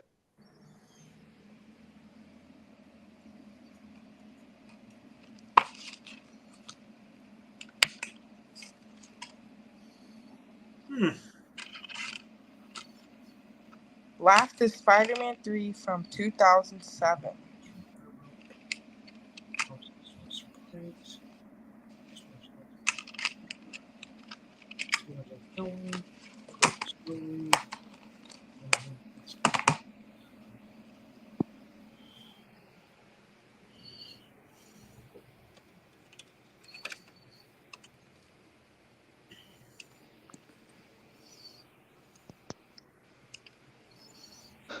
All right, here I am, guys. I just had to go grab something really quick. As I was saying, I think I'm trying to see which vengeance could suit the three other guys in costumes from Wizard of Oz, like Lexi, Merlin, and Theo. I think it's like maybe since Theo can sometimes be shy and scared, I think he could be the lion. Like from MGM's The Wizard of Oz, he could be like, maybe he could be like the lion. Maybe Lexi could be the metal one, the metal robot, or like metal tin man, the metal man, however you pronounce it, or tin man, however you say that. And maybe Merlin could be the scarecrow.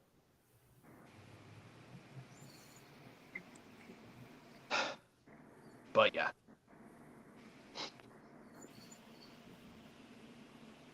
So yeah, I think Journey Beyond Sodor, yes, it's a good movie, but I know I didn't like the part with Frankie crying at the very, very end.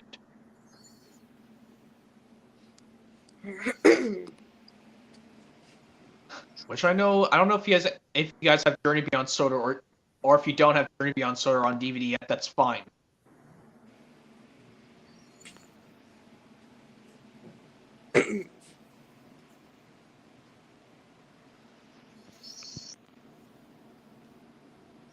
Widescreen. I think there's a full screen DVD of Spider-Man 3 as well. Spider-Man movies don't have the DVD. The Spider-Man DVDs don't have any trailers. Right? I don't Spider-Man think so. 2 has one trailer. That and the first one don't have any trailers? Yeah, only 1 and 3 don't have any. Only 2. But yeah, I don't know if you guys... are aware of this. I don't know if you guys don't have Journey Beyond Sodor on DVD yet. I'm saying just DVD because it was never released on Blu-ray.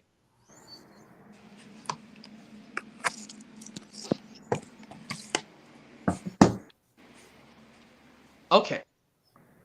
Now on to the last full CGI Thomas movie of all time. The downfall of Thomas, yet again. Big World, Big Adventures, the movie. Yeah. This one YouTuber says that Spider-Man 3 from 2007.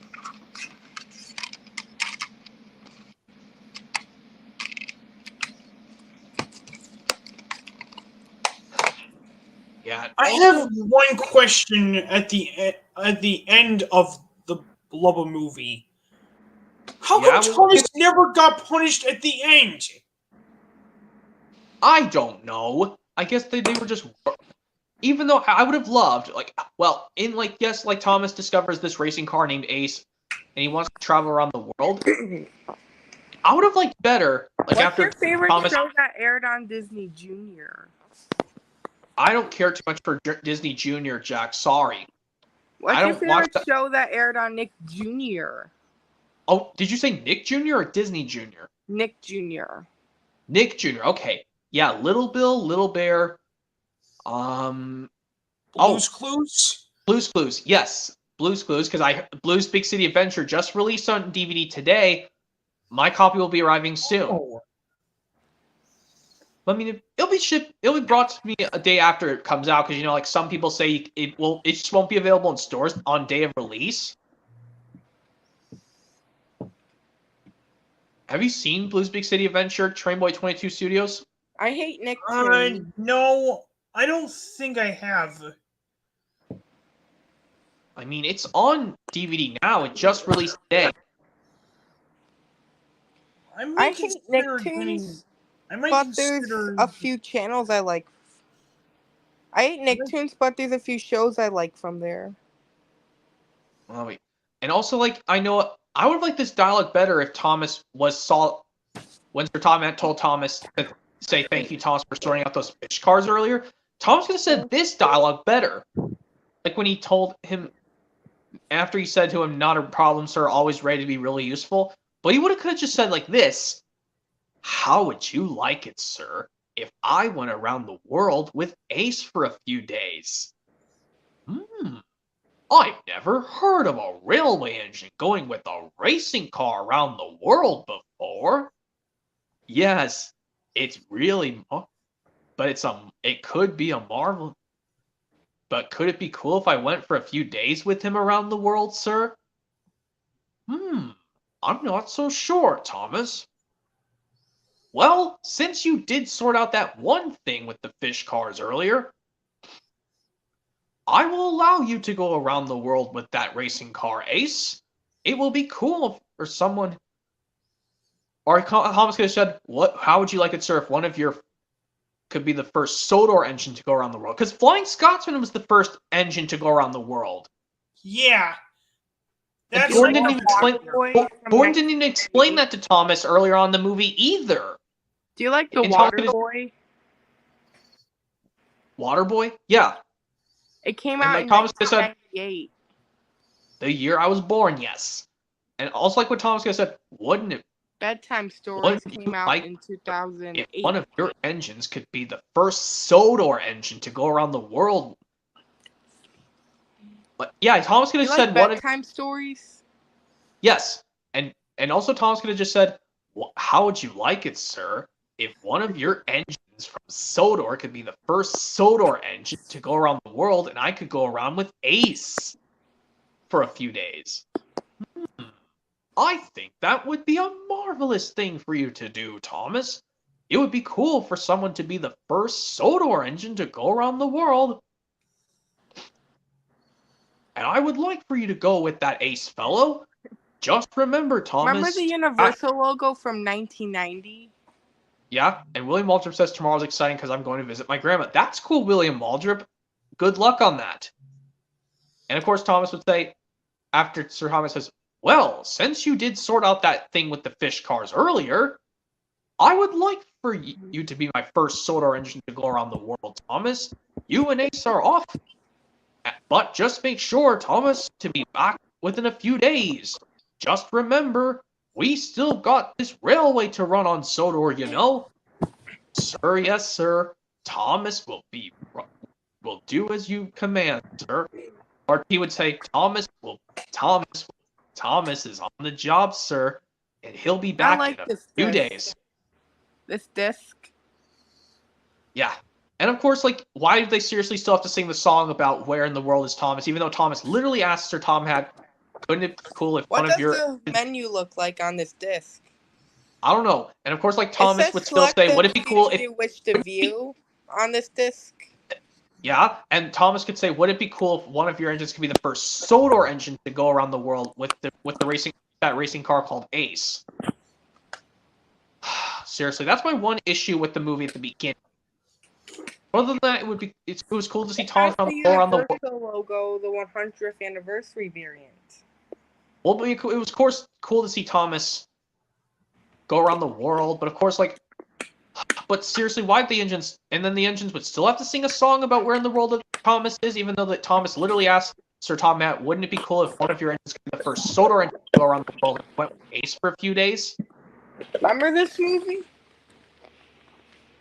I heard of it, but I just never watched it. Look at the disc.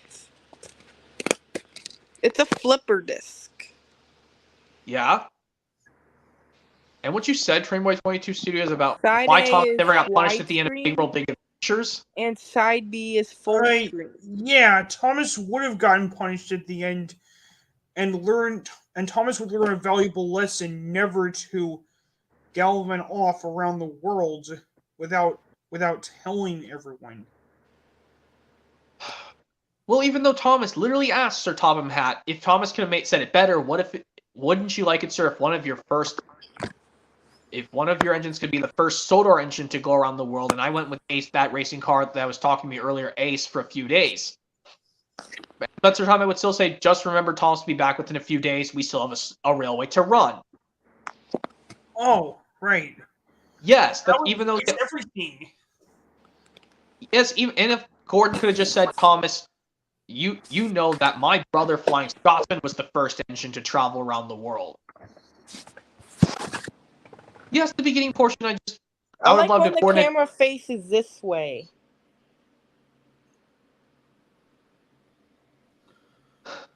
I don't like when it faces the other way.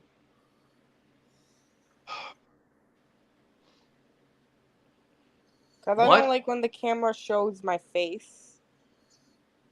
I know you don't, Jack, because I know some people don't like to do face reveals.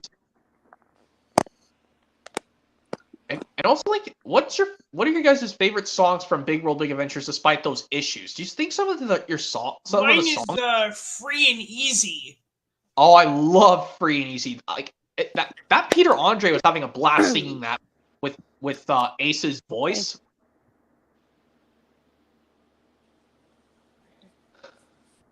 And one of these African actresses, Disney the voice Jr. is way better than Disney XD, and Nick Jr. is way better than Nicktoons. I gotta say, Sometimes You Make a Friend is my second favorite.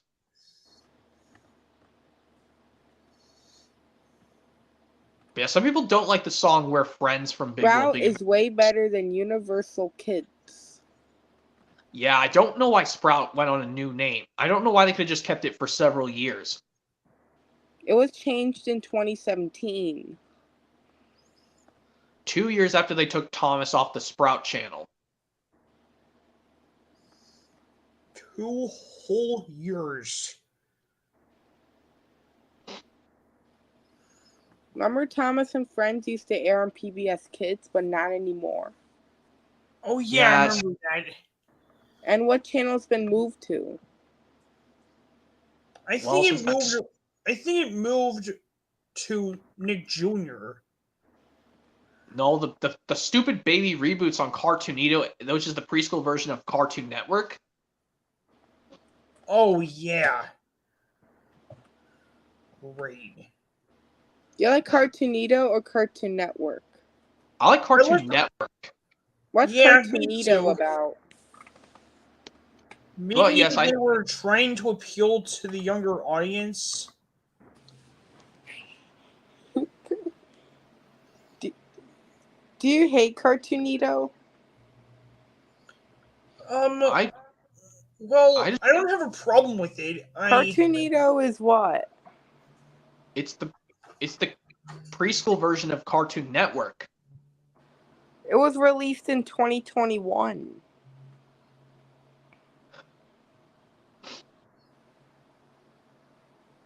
Remember Adult Swim? Yeah, the late at night version of Cartoon Network. Yeah.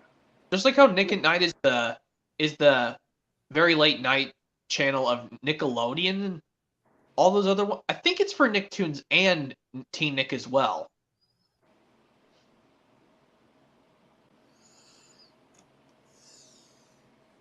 When does Adult Swim sign off? Not sure. In the morning? I think around like close to like after maybe like after 6 o'clock in the morning. I'm not sure.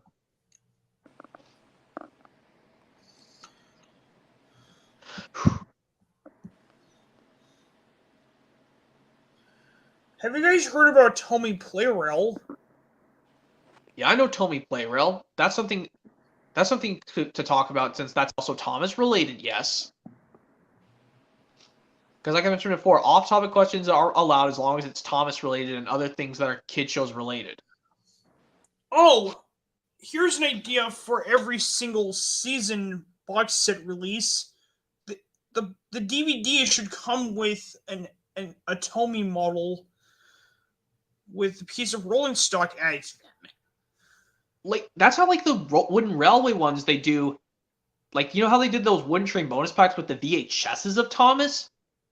Like they put an engine character on the side rather than on the top. Because I think for like the bigger ones, like oh, there's Jake Martin. Hi. Hey, Jake Martin, welcome. Hey, Jake. Yeah, I know you missed the entirety of this. Like I just finished with explaining all the full CGI Thomas movies. Okay. Yeah, we finished off with Big World, Big Adventures, the last ever full CGI Thomas movie to come out in the U.S. at least. Of course. I did explain, yes, to Gabe and aka Trainboy 22 Studios and Jack. Wouldn't it be better at the beginning if Gordon just told Thomas, "Oh," after he tells Thomas, "This is your world. You know, my brother, the Flying Scotsman, was the first engine to travel around the world. You know."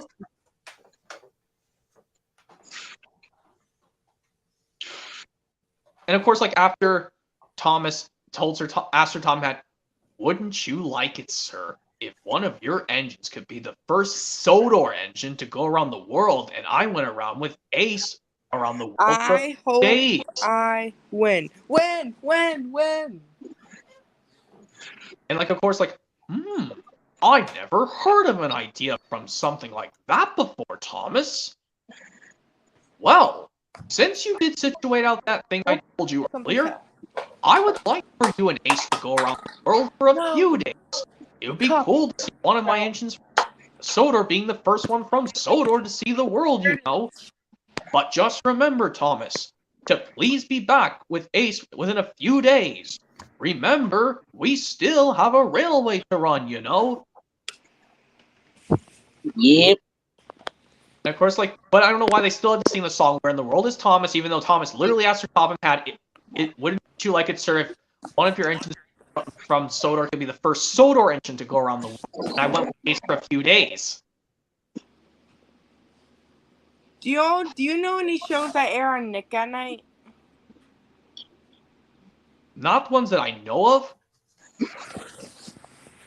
Actually, I think there was one called Everybody Hates Chris.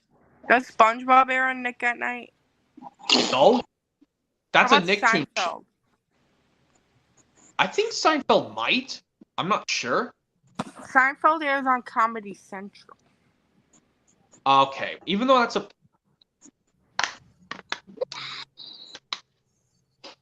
some sort of show, yeah.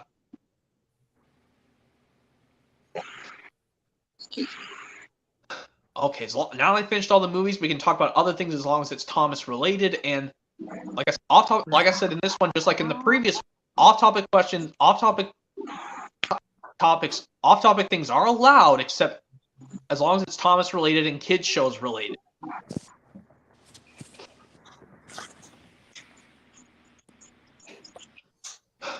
Okay.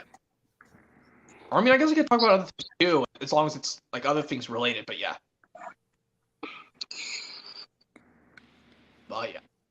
I'm still hoping to get. I'm actually to get that Wiggle Bay DVD of Wiggles off of eBay, Jake Martin, along with Toot Toot. Yep.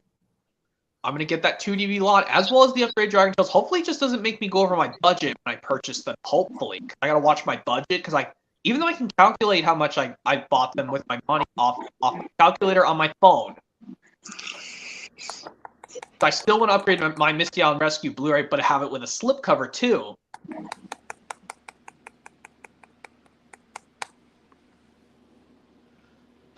So, yeah, hopefully I can get those Dragon... Because I'm also upgrading my Yes We Can DVD, so that way, I think that's another... Now you'll have your Dragon Tales DVD collection bigger in no time, Big Barn. I know... I'll have to probably ship them to you from my state. Yeah. I know you said... I know I looked in your comments earlier saying we had to be careful if you came to my state or I came to your state. Yeah. Just an ad. But it's muted to avoid copyright. Hey, boy, pal, back to breakfast. Hello, guys. We will play break. Oh yeah. I'm also looking up how I can do my Bob the Builder DVD collection because I'm about to get maybe that one of these days.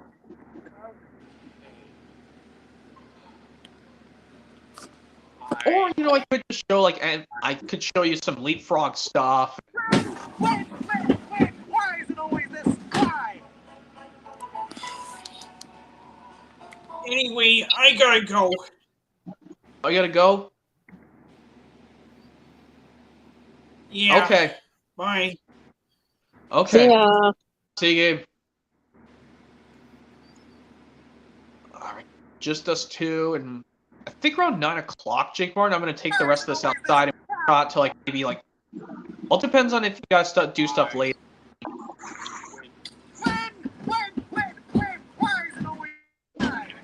Awesome. Yeah. And also, I made the dialogue better in The Great Race, which I'll explain it again. Like how Thomas says, "How dare you like me, Annie Clarabelle?" Sorry, something fell.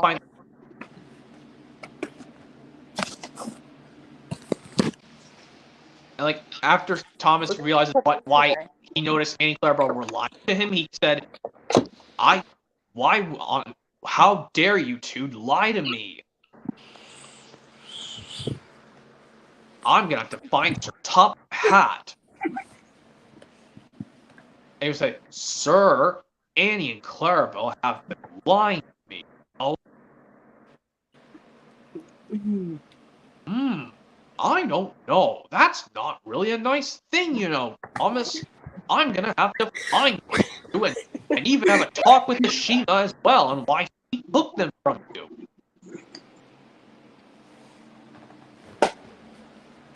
And then Thomas brings Sir Topham Hatt and tells them off, "You three, I would like to have a word with you three. It seems though you didn't look what you were doing, Shima, and you did not ask Thomas if you could take his coaches. That's under my orders. You, Clarabelle, I would like to have another talk with you two. What do you have to say to yourselves for lying to Thomas for saying you're not his coach anymore when I gave you to him as a reward for when he rescued James earlier?" And then they would still say, "Two wrongs still don't make a right?" Precisely. And for you, Ashima, You need to learn to ask Thomas if you could take his coaches. You should have asked him first. And I demand that all three of you apologize to Thomas right now.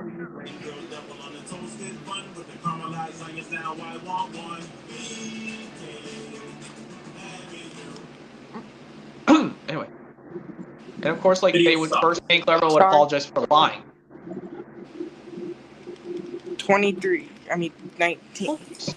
We're sorry for lying to you earlier. Yeah, can we at least give you Thomas? Well, even though I'm glad you guys apologized to me, I'll accept it. And she would say, Thomas, I'm sorry for taking coaches earlier. Should have asked you or Thomas first. So say, that's okay, Shima. Just find some and ask next time. Now on, borrow my coaches. I forgot to tell you guys what I was doing earlier. Even though I would like, and she would still say, "Here, have any Clarabelle back." Thank you, Shima. I still want to keep a great railway show. No? None of those other events are helping me get through. And she would say, "I know, Thomas. I'll be a shunting." That's a wonderful idea. Even though I pull any Clarabelle sometimes, maybe I could try competing in that shunting. Oh.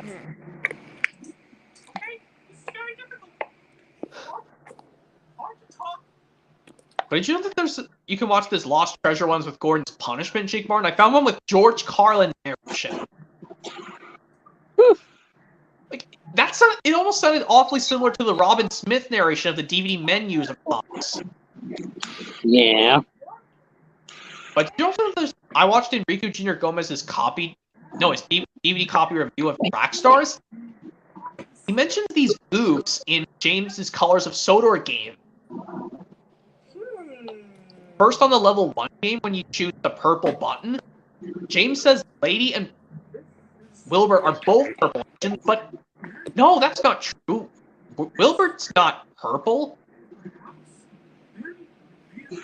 Only Lady is. Yeah, Lady's purple and Wilbur's blue. Wilbur from the Railway series is dark blue. He's almost the same blue as Thomas, in my personal opinion. And also, like, when you get to level 2?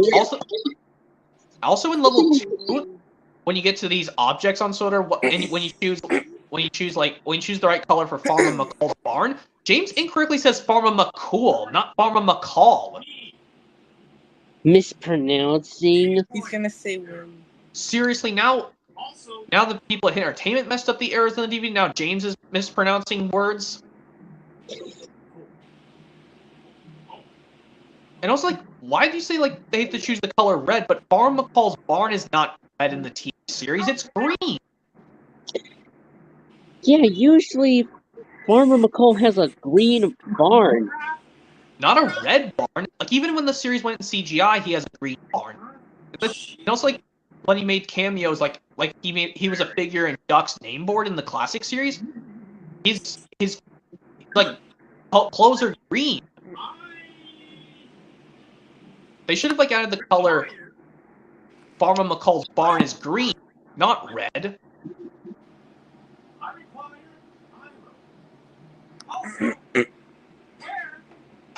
But yeah. And also, like, I know for a fact, like, well, also when I was watching his Tales from the Tracks DVD review of Enrico Jr. Gomez, I think there's no errors he mentions, but he says in the Arthur City Travels game, Arthur blows Edward's whistle. I did, like I said, it's like, who's blowing Edward's whistle? He says, Arthur's blowing Edward's whistle? That's... Why is it always this? Why?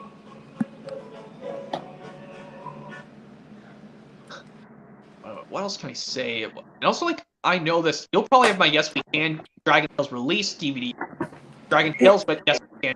Not Bob the Builder, yes, we can. The yes, we can of Dragon Tales. I'm also getting the brand new and sealed one off eBay that might have the shiny disc, maybe, because it comes with a little sticker on the cellophane saying comes with a continuous play all feature.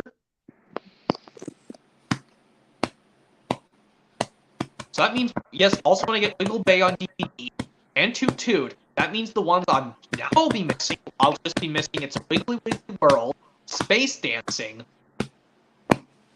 Let's see, Space Dancing. I have all the releases of 2005, yes.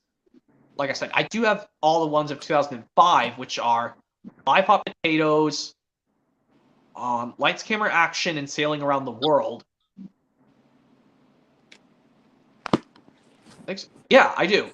The only two I have right now are Lights, Camera, Action, and Live Hot Potatoes. Well, yes, it does contain the Lights, Camera, Action Wiggle song in live performance style. And the only one from 2006 I have is Splish Splash Big Red Boat, even though I want to get Here Comes the Big Red Car and Wiggle Around the Block. And hold on. Wiggle Dancing live in the USA. Yes, I know like the Wiggle Around the Clock, it's a re-recording of the Wake Up Jeff video, but just done in 2000 season, I think it's season 5 style. Or season 4, both of them. I think it's just re-recorded season 4 style of the Wiggles, just like how they did it with the Dance Party, aka the Big Red Car 1995 video, but just in season 4 style of the Wiggles from Here Comes the Big Red Car. I hate Fraggle Rock. Oh, I understand you don't. I respect your opinion if you don't like it, Jack. I think it's a cool show.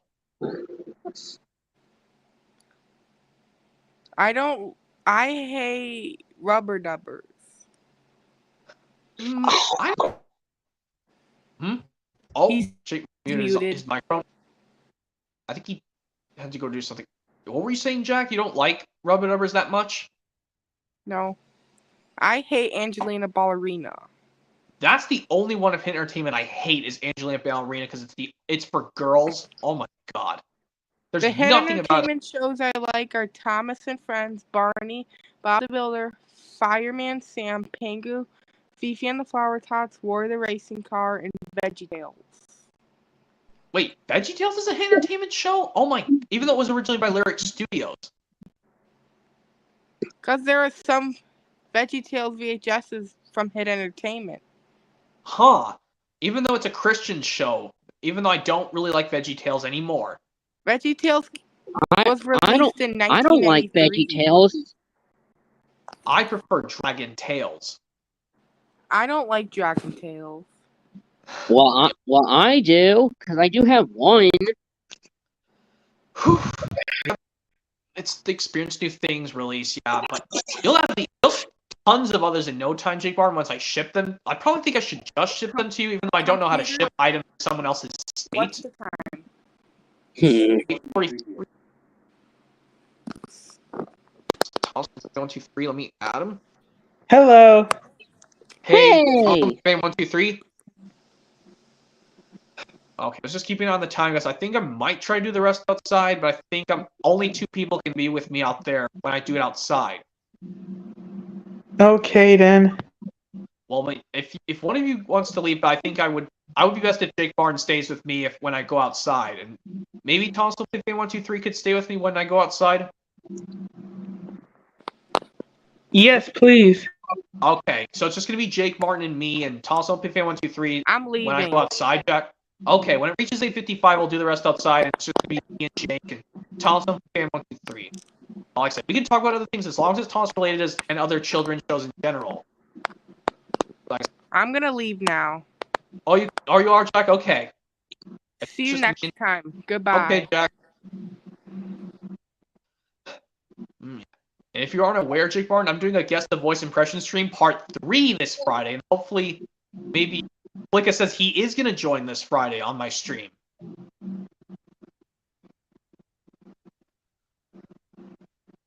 I mean, if you cannot join this Friday on my Guess the Voice impression stream part 3, Jake Barton, that's fine. At least it's going to just be me and Flicka for that stream. got stuff to do this Friday, that's fine, because I mean,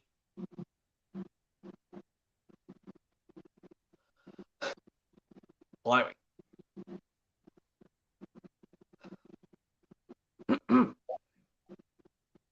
So anyway. If you can't join my thing on Friday, Jake Martin, guess the voices impressions part 3 with me in Flick Love 2000, that's fine. Oh, and he just muted his thing.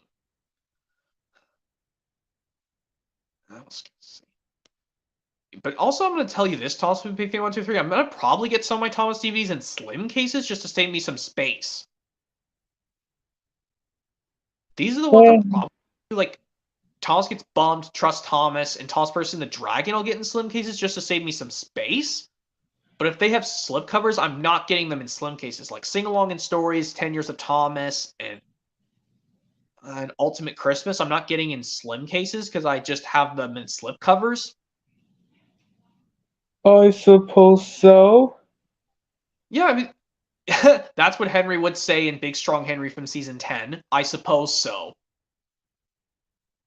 I mean, and also I could get, and also yes, get Thomas Comes to Breakfast in slim case and Big Day for Thomas, but no to 10 Years of Thomas because I have it with a slip cover. That's the reasons why I'm not getting it slim cases, because it with a slip cover.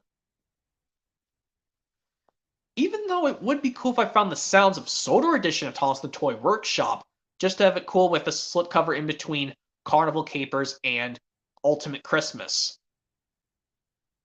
It's like all these would have slip covers, even like the 3 releases between, or just 2 releases between Come Ride the Rails and Carnival Capers, because I've heard there's a slipcover edition of Come Ride the Rails I'm trying to still get.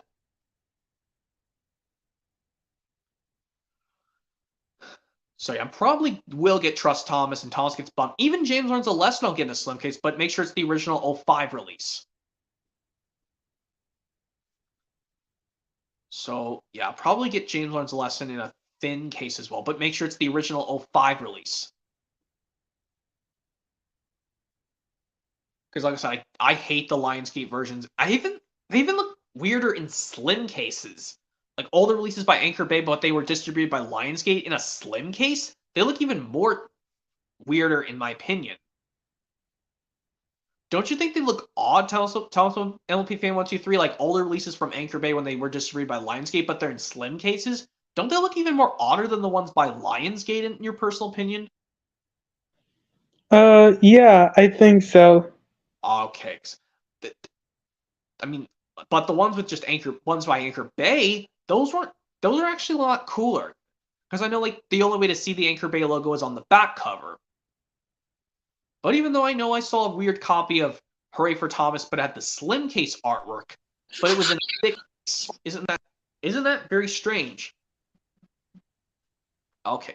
There, Jake Martin's back to unmuted again. It was my dang grandmother. She would not quit distracting me.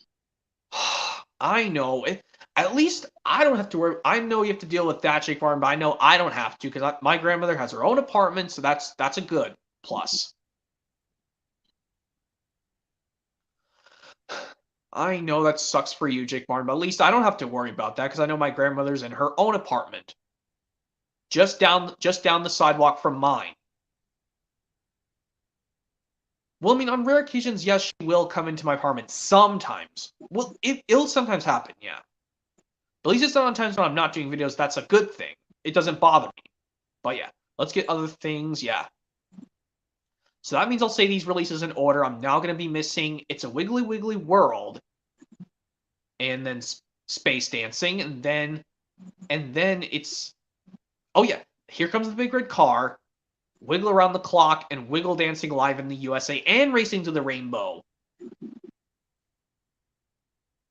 Oh, and also Celebration and Surfer Jeff. Which, yes, I know they're distributed by In Circle Entertainment. But at least they're the ones with Greg Still and Murray and Jeff. But I saw a community post from Southwick Wiggle just today. He says he doesn't like the one from the Emma era, like 2017 onwards, but the 2013 through 2016 ones, he says like those are the ones he does like. I was like, that. Well, I'll just look at it later just because I'm not so sure. But anyway, what else am I trying to say? Oh yeah, and also like I was also going to tell you, Jake Martin. I was telling Thomas Olympic Fan 1, 2, 3. I'm actually going to get James learns a like I said, I will get them in slim cases. James learns a lesson. Thomas gets bumped, and Thomas Person the Dragon, just to save me some space. If I can find them for a good price. Well, I'm getting the James Learns a Lesson DVD because I think I found it with a toy car, like a tar wagon or something. Like, oh, you saw it on eBay with like in a wooden train bonus pack? Yeah. But yes, it's going to come in a slim case, just like your Trust Thomas is in a slim case. Yes. And Ultimate Christmas. But even though your wooden train bonus packs of Percy's Social Trick, it comes in a train pack, but it's in a normal case. Yeah. Like, even though I saw Thomas's Trusty Friends at Goodwill, I'm probably going to maybe get that. I don't know, because I really need to upgrade. I would like to have 2 copies of Thomas's Trusty Friends. Like that Totally Thomas Volume 9 set or something. I was like, and I know, yes, you do have Thomas Gets Bumped on VHS. I mean, if you have it on both VHS and DVD, that's cool. Just VHS. Okay, the DVD, I could probably give you my DVD copy if I get it in a slim case. So that's a plus. Well, So I was gonna get it. Well, I was gonna get it also in a wood train bonus pack.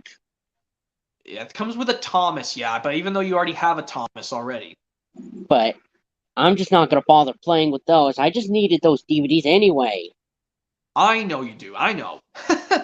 Same goes to Thomas Comes to Breakfast. Yeah, I know that Thomas Comes to Breakfast, like the one that comes with a Thomas, or like I know like the Percy Takes the Plunge comes with Ivo Hugh, and the Zoo Car comes in Rusty to the Rescue. Even though like actually no, both of us have Thomas's Friends Help Out. Even though it'd be cool if I did get the Thomas's Friends Help Out, but it still has the original disc inside. Even though yes, it has that goof on the cover where Edward is wearing Thomas's face. Even though I like to have it with a slipcover, that's a bonus. I just like the original DVD better, where it just doesn't. Even though it has the Anchor Bay logo, which is cool, which is a cool being. And yeah, like I said, I think the only ones I will not have a pamphlet for my Dragon Tales DVDs. If I do another Dragon Tales DVD collection stream, maybe I just want to do other things first. I would like to maybe. The only ones I will not have inserts for will be Let's Share, Let's Play, and Our Amazing Pets. The Amazing Pets 2009 DVD. I'm getting Let's Share, Let's Play along with Best of Thomas. Yeah, you have to be careful with the Best of Thomas. I saw one going up for it's $20 on eBay. No way I'm purchasing that. I already have it. Well, I don't have Best of Thomas on DVD. Yeah, just on VHS only. Even though I don't know if you have a DVD release that has the George Carlin narration of Percy Runs Away on A Big Day for Thomas or Best of Percy. I still have Best of Percy on VHS, but Yeah. not A Big Day for Thomas. I'm still getting it. Yeah, I'm probably gonna get a slim. Well, I can just give you all my copies of those once I get them in slim cases. I mean, that'll be a plus because like. Well, that'll just be convenient because that means that helps me save me some shelf space because I really need to save some shelf space. I really want to display more of my stuff, But like I said, yeah, Dragon Tales Let's Share, Let's Play, and Our Amazing Pets 2009 DVD. The Amazing Pets 2000. Why do I keep saying Our Amazing Pets? It's for everyone to have. The Amazing Pets 2009 DVD. It's not my bad. I keep saying Our Amazing Pets, but it's for everyone. It's for some fans of Dragon Tales to have. Yeah, I'm getting Amazing Pets with 1 Berenstain Bears DVD and 2 Bob the Builder DVDs. Yeah, and it's 8:54, so I'll do one thing to talk about before I take the rest outside. One thing I would have liked is, like I know, yes, you'll probably never get the Adventure. Well, if you could try to get the Adventure Pack, but just make sure your parents know that those are still your discs in there, and they don't know you got rid of the individual releases. What? That's 8:55, so I'll take the rest of this outside, guys.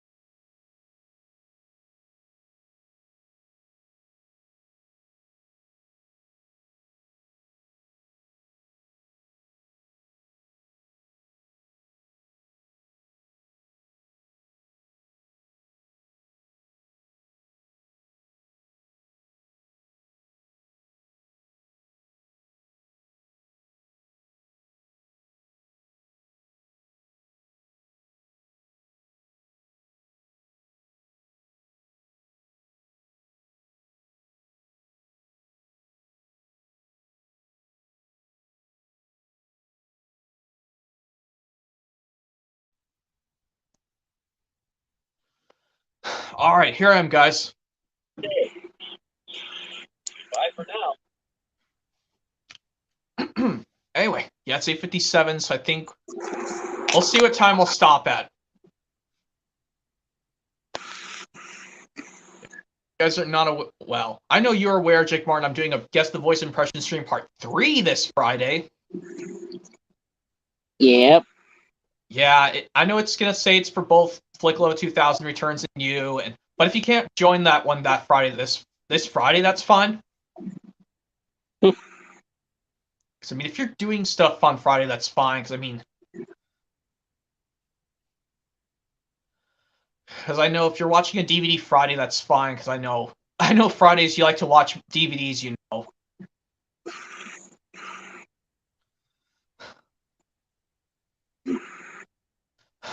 But yeah. Or me making either announcements or Q&A videos. Yeah, well, those are good things. Those are good things to do as well on Fridays, you know. So yeah. Also, yeah. I was also gonna tell you, I saw Star Wars Episode 1, The Phantom Menace on widescreen DVD, and Attack of the Clones on full screen DVD. So that means maybe I could pretend to do three different versions of Attack of the Clones. Well, once I get the 4K release, because I still have the widescreen DVD of Attack of the Clones. And yes, I don't have Revenge of the Sith on full screen DVD or 4K yet.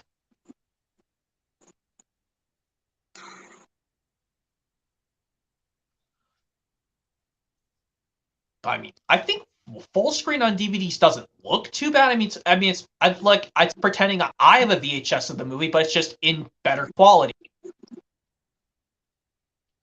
Like, if I had Attack of the Clones on both full screen and widescreen DVD, there's no such of a difference.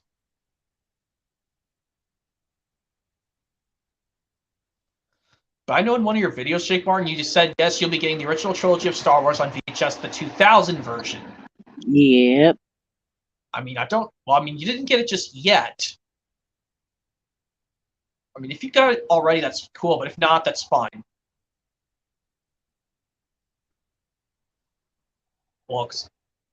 Well, I know if you didn't get it already, that's fine. Not yet. Okay.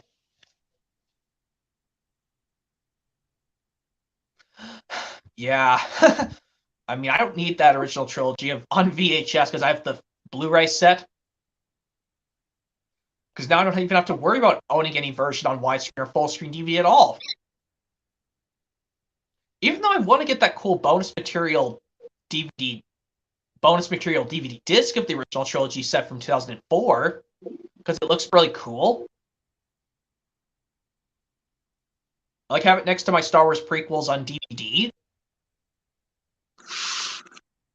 Like if I get that Phantom Menace widescreen DVD, because like even though I don't want it on full screen DVD, because then it'd be weird seeing it next to the widescreen DVD saying every saga has a beginning. So that's why I'm not gonna have Phantom Menace on any full screen formats anymore. Not even that even cropped into widescreen VHS of Phantom Menace.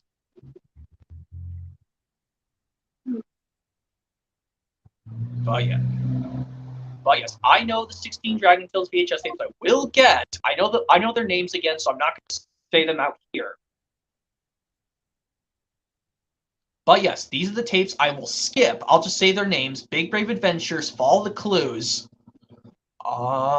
Let's Be Friends, Do the Right Thing, Let's Be Friends, Look on the Bright Side, Let's Stick to It, and We're Special, and Let's Help Each Other. Let me just count those actually, let me actually see if I can rank all the Dragon Tales episodes with the baby dragons Kiki and Finn appearing, but still put Finn's Blanky as the worst. But this time, if they rarely appear, that goes lower in the list, but I put Finn's Blanky still as the worst. Okay, starting at number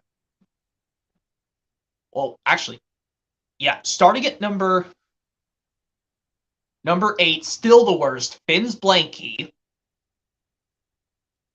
Because that is such a horrible episode. That's such a horrible episode. Because it's such a horrible episode. I think I'm going to put The Shape of Things to Come at number 7 this time. Because Finn only appears for like a few minutes, but then the rest just goes back to the main characters.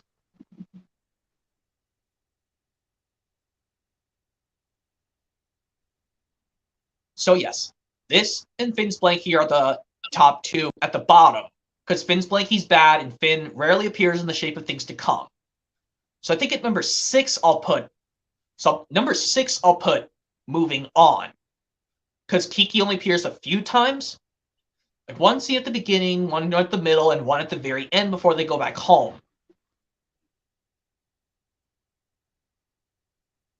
So yeah. Now it's going to be 6 is Moving On. Yeah, 6 is Moving On. Now here come to my top 5, but they're going to be much better. Because like these ones, Kiki and Finn will start to appear after a few minutes. But my all-time favorite 2 are Just for Laughs and Cassie the Green-Eyed Dragon.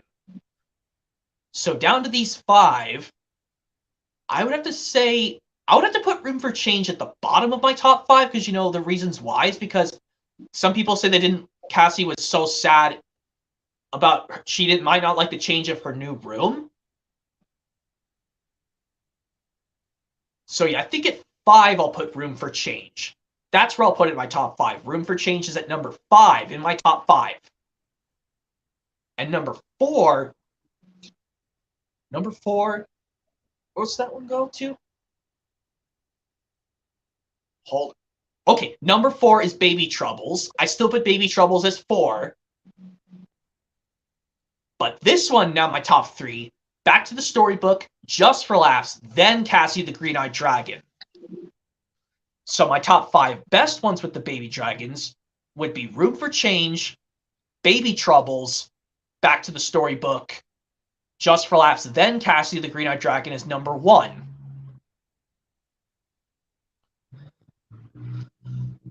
Because like I said, even if I see Kiki and Finn after like a few seconds, that's when I say I put that in my top list.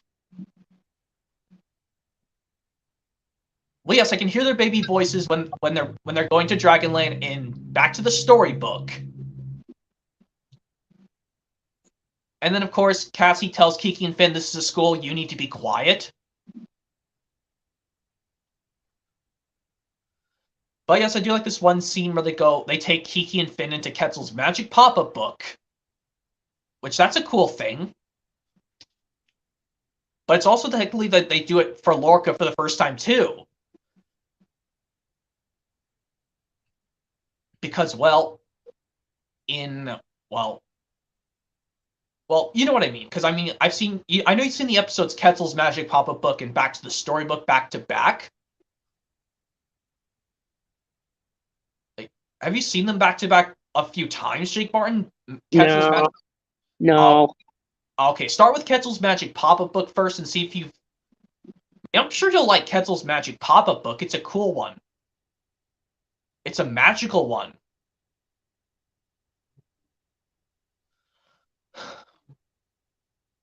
And what else can I say? Okay. But of course, yes, now that I fixed my top 8 Baby Dragons episodes of Dragon Tales, yeah. Also, I would like to notice this. Whenever I will do a Dragon Tales DVD collection stream, a redone version stream, where I show off all the releases, but they're upgraded with pamphlets this time. Yeah. And that means, I think it will feature both you and Flicka, Jake Martin, so that means both of you guys can hopefully join that stream, maybe. But I think it might have to be just me and Flicka, because, Flicka did it for me, his 2023 edition, so I'm going to do my 2023 edition featuring him. My upgraded Dragon Tales DVD collection 2023 edition, where I have inserts for almost the releases, just not the Amazing Pets DVD and Let's Share, Let's Play. So that means I'll have 15 releases with the pamphlet, but 2 of them don't have a pamphlet. Or I should say 16 and a half, because I'm still trying to find a copy of Let's Share, Let's Play with a pamphlet, and it has a shiny disc. But I'll see what the Yes We Can Dragon Tales DVD release comes with when I open it, when I eventually buy it off of eBay. I'm hoping maybe it'll come with a shiny disc, because it has a little sticker on the cellophane saying contains play all feature best yada yada sticker that I looked at the pictures on eBay. So it might come with it came with the pamphlet. It might come with the pamphlet. Well, when I bought Let's Be Brave 2006 release off eBay, that came with a pamphlet because it had the sticker on the cellophane. So the same thing should be the same thing way it could go for the Yes We Can Dragon Tales DVD release. It should be the same. But it doesn't matter if it comes with a shiny disc or not. As long as I got it with a pamphlet, that's good. Because, well, my only 2 ones I have with the shiny disc are Easy as 1, 2, 3, Don't Give Up, and Adventures in Dragonland.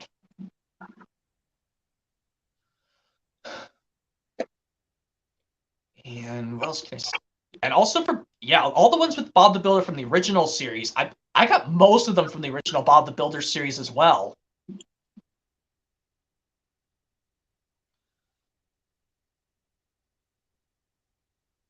And what else can I say?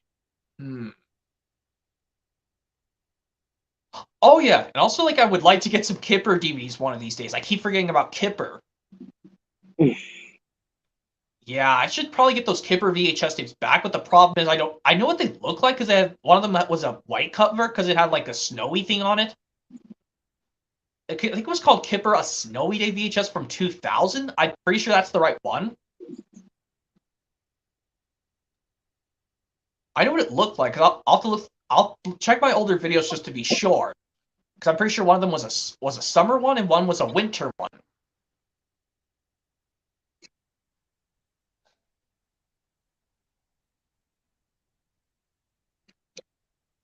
Oh yeah, and also when me and Flicka did I went through Flicka's. I commented with Flicka saying how we did the dialogue better. Teasing is not pleasing. Where like when Quetzal explains Mookie and Buster, please get over here right now, you two. I like to have a word with you two. And like when Quetzal and they both laugh and say, "Ha ha, whatever, Quetzal," and they say, "How many times do I have to tell you guys? I do not like that whatever attitude." Like, yeah, and also he calls them out to the timeout again and says, "What did I just tell you guys? And I told you that's it. You did not listen to me, and then the game gets canceled." Well, you'll have to read Flicka's comment because when I commented on one of his videos this morning, he said, you'll just have to look through it yourself because I know he gets the 2 suspended from school and then he tells them the game gets canceled. But luckily, I would have to do the impression of Zach and Ord crying, but luckily they say, luckily we don't have to deal with their teasing ever again.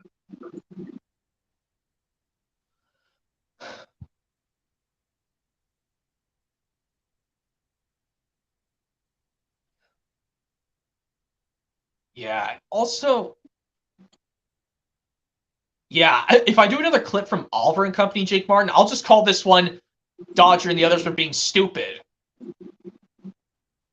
Because seriously, I don't know why they could have just not realized Oliver has an owner now.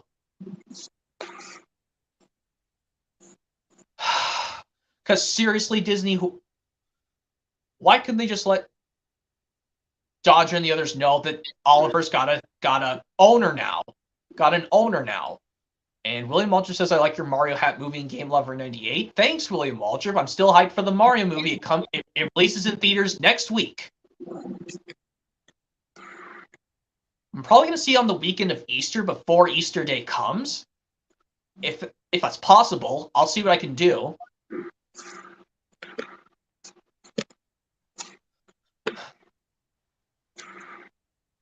I mean, I know you're probably not going to see the Mario movie, Jake Martin, but I know Thomas LP Fan 123 might.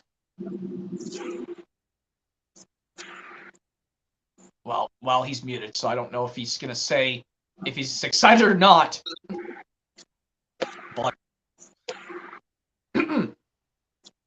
and yeah, if I do get some Bob the Builder releases on VHS, the ones I did remember watching on DVD, I watched A Christmas to Remember. What else did I watch? I did watch the 2 Christmas releases of Bob the Builder from the original series on DVDs. That means I can get them on VHS. I'll probably get those 2 first. Kind of like I did when I got the Wiggles, You'll Be Wiggling, and Wiggly Wiggly Christmas as my first 2 Wiggles VHS tapes. I'll do the same thing for Bob the Builder. I'll probably get either A Christmas to Remember or Bob's White Christmas on VHS first. But like I said, I did get it from newer release to older release because I got You'll Be Wiggling 2002 reissue VHS first, and then I got Wiggly Wiggly Christmas VHS after that. So I'll probably just do the same thing, A Christmas to Remember on VHS, then Bob's White Christmas on VHS. I'll probably just have to buy VHS tapes brand new off of eBay, because for some reason when I buy them from Goodwill, they make weird noises. Even though I did give Disney's Dinosaur a try, at least I was able to get through the rest of that playlist of Disney Animation Look Back finally.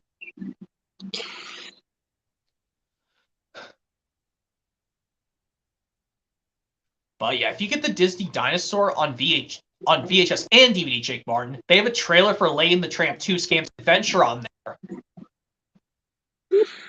Just like if you get the VHS and DVD from 2000 of the third Air Bud movie, Air Bud World Pup, even though I'm not going to get that 2006 VHS of Lady and the Tramp 2 Scam's Adventure, because that is so rare. That's why the 2001 VHS of Lady and the Tramp 2 Scam's Adventure is so common. Isn't that crazy? Lady and the Tramp 2 Scam's Adventure 2006 VHS is so rare. Oh, yeah. Even more rarer than that Thomas Tales from the Tracks VHS is. It's like, they're still doing VHSs in 2006 for Disney, just like Thomas did it in 2006? Because I guess one of the Disney direct-to-video sequels from the 2000s got a VHS along with the DVD. But me, luckily, in 2006, I would still be buying DVDs in 2006. Well, I got them as presents. I never knew how to buy stuff with my own money when I was 8 in 2006. Because like I said, I never knew how to buy stuff with my own money in 2006 as a kid. But yeah, it's after 15 after 9 in my area, Jake Martin. So I think we'll talk for like maybe 10 or 15 more minutes. Yeah. But yeah, back to what I was saying about Oliver and Company. Yeah, I don't know why Dodge and the others of Fagan's gang that just realized Oliver's got an owner now. Because yeah, that's the one part that really bothered me in Oliver and Company. Why couldn't the dogs just realize Oliver's got an owner now?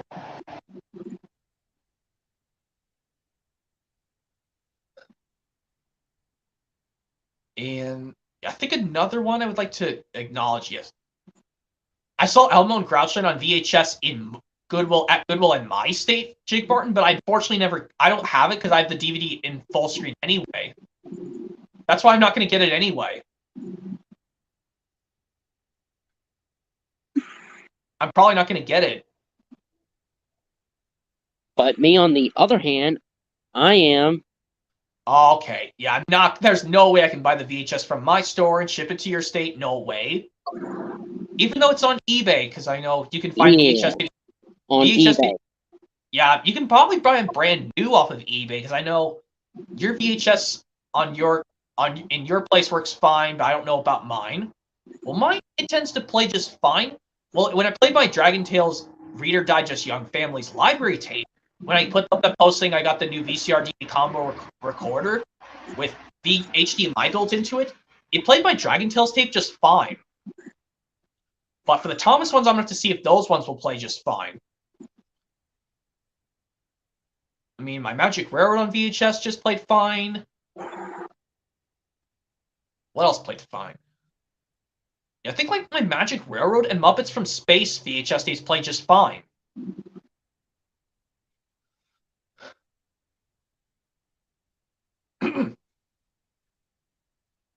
But yeah, even if I do ship you these DVDs of these movies, even though they're in widescreen, Jake Martin, but you like to have one format at a time, I hope you don't mind me saying these, but they're in widescreen of The Waterboy and Pitch.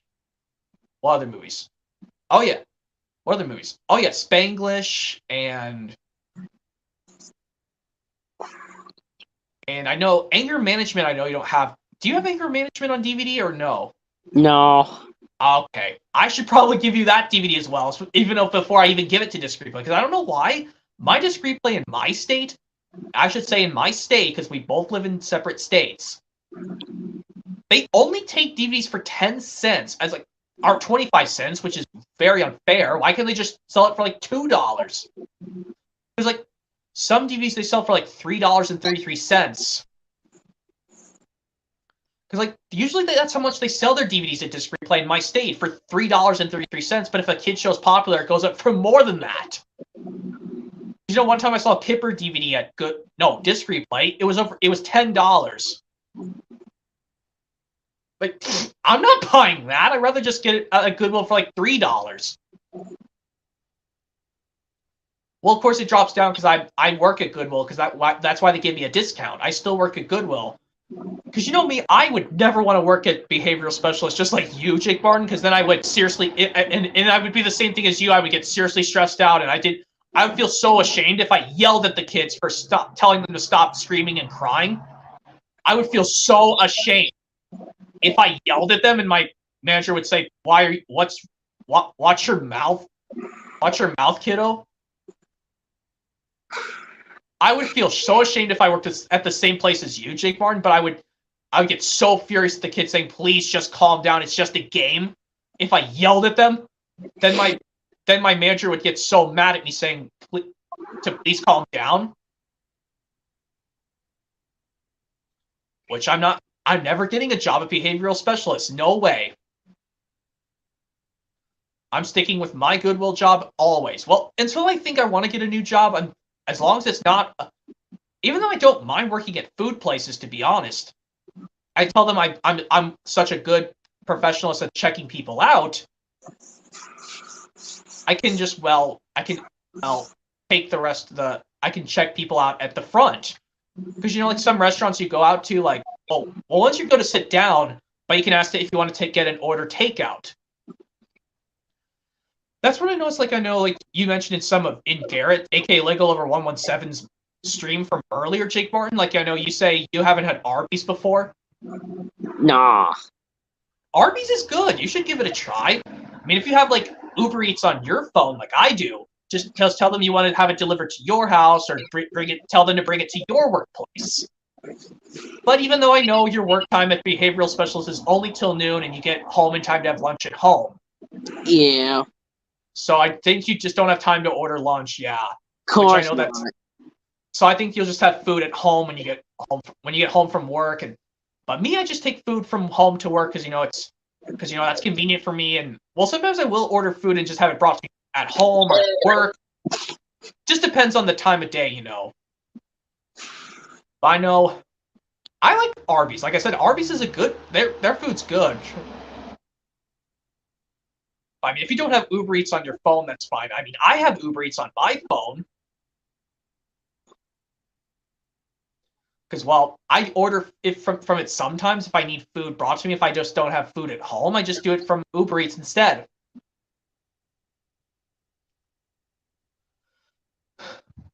And it's 9:21, so I think, yeah. And also, like, I know, yes, when I get the complete third season of SpongeBob, Jake Barn, I will make sure to avoid new student starfish, like I said. Yeah. But I think I don't hate the episode Clams from season 3. Well, yeah, it's on season 3, Clams. Yeah. I don't hate it that much. I mean, I didn't like the portion with SpongeBob and Squidward crying at the very end because I thought this was going to be the end of Mr. Hold on, when did the episode Clams air of SpongeBob? When did that episode air? I think maybe 2000. Probably 2000. Probably. Wait, 2002, actually. That's the same year that, because it's paired up with New Student Starfish, which I hate. It's from 2002, Clams. Yeah, that's what I'm trying to say. Because I was going to say that's just going to be like RIP Mr. Krabs being gone 1999 to 2002, but luckily for some reason he came back. But yeah, I didn't like that portion at the end when they started to cry. Like, it just goes on and on and on, and eventually they realize they hear Mr. Krabs' voice. As I say, that was going to be the end of Mr. Krabs on SpongeBob, RIP him 1999 to 2002. But luckily he did come back at the end, but he was only shown a portion of his head and one of his arms. But yeah.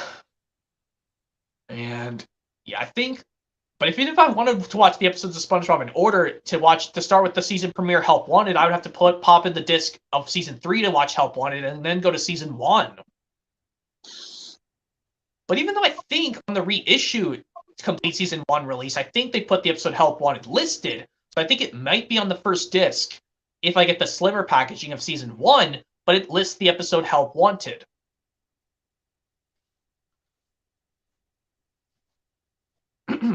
And Jack C. Mink says, where do I end the stream? At 9:30, Jack. Because it's closer to 8:30 in Jake Martin's area, and yeah.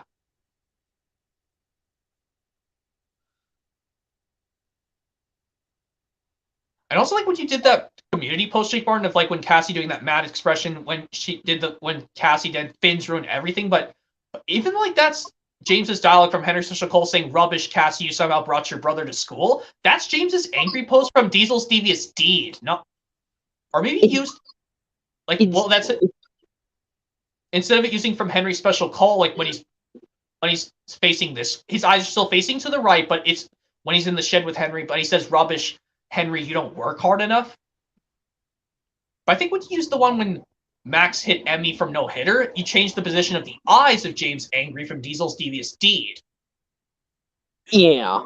Because on the Thomas Comes to Breakfast 2000 reissue VHS and the 2006 DVD, well, even on the original VHS of 1998 of Thomas Comes to Breakfast, James's eyes are not looking at the trucks, but in the actual episode, they are. But I know you just used the different images of that for, like, the different community posts. Even though I know you couldn't find the one with Gordon angry at the trucks when he passes by them, but you can see close-ups of Henry and James.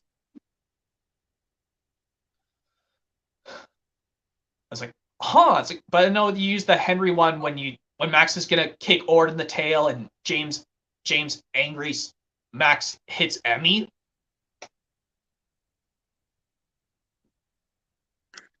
But I don't know, I don't know how I can make the community post of Finn crying in Casting the Grand Dragon, but use CGI Henry's bubbling boilers from Hero the Rails. Or Percy's bust my buffers when Finn is pouting.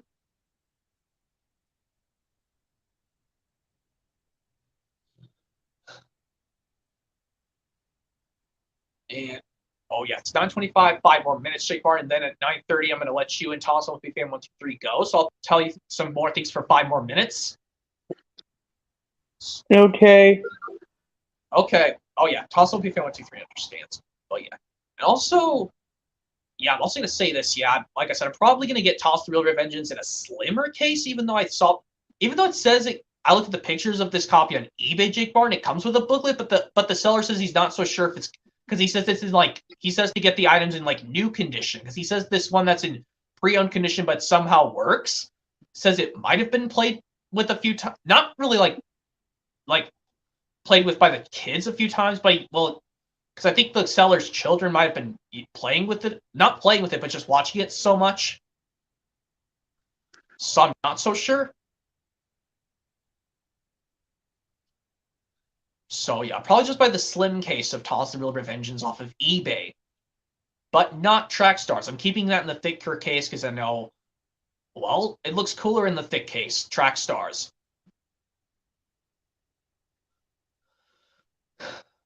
But yeah, I still wish I could find that Quarry Adventures on Sodor sampler DVD, which I don't have. Even though I think if I bought that duck at McCall's farm playset from Trackmaster, it might have that sampler DVD, which includes the Thomas and Scarloi's Big Day Out episode from season 10. Yes, the final episode. Yes, the finale, along with its sister one, James the Second Best, which was never released on DVD in America, but for some reason the other James episodes of seasons 8 through 12 we got on DVD. Well, the season 11 one, Dirty Work, can be found on a Hit Favorites, but ones on a mainstream one, yes, we did, which were James Goes Too Far and Keeping Up with James and James Works It Out. And yeah, so I think when we have 1 more minute left, Jake Barn, I'll just do one random impression. It doesn't really matter. So yeah, 9:27. So what else can I say? Yeah, also like when I get the Bob the Builder, what's the list? Oh yeah, Can We Fix It? If I get that lunchbox set, I really don't mind having it because I can just show them the viewers the lunchbox that these 3 DVDs came in, even though I have the big game and Celebrate with Bob already. Even though the Bob's Big Surprise episode is on the Hit Favorite Springtime Fun, along with Percy and the Magic Carpet of Thomas from season 8. And Jackson Mink says, "What state do I live in?" I'd rather not give it out, Jaxie, even though that's my personal information. I never like to give it out. Me neither. So, but yeah, it's just not personal. So I think even though I would have to figure out where your location is, Jake Barn, if I want to ship all those DVDs of these movies to you, even though they will be in widescreen, even though you don't mind having either widescreen or full screen. Even though I know Waterboy will be in widescreen along with Hitch and maybe Kicking and Screaming and other movies. I think that's. Oh yeah, I can't forget Christmas with the Cranks. Even though you don't mind selecting full screen when you get it, or when I give it to you eventually. Yeah. Yeah. And what other movies can I think of? Yeah, Mr. Deeds I know you have, but Anger Management you don't. So yeah, I actually should get that Anger Management DVD back out of my dad's vehicle so I can actually ship that to you since you don't have Anger Management on VHS or DVD. Okay, it's 9:29, Jake Barnes. So I'll just do any random impression. It doesn't honestly matter. So I think just to end this off, Oh,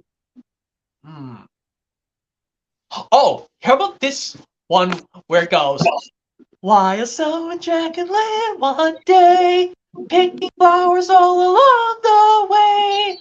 I was, they almost carried me away." Emmy, Max, why were you watching me like that? Oh, And of course, this Ketzel's going to tell us all about the new school play. Because, hey, sorry, Max. Okay. Huh. Dragon Tales episode. It's I Believe in Me from season 2.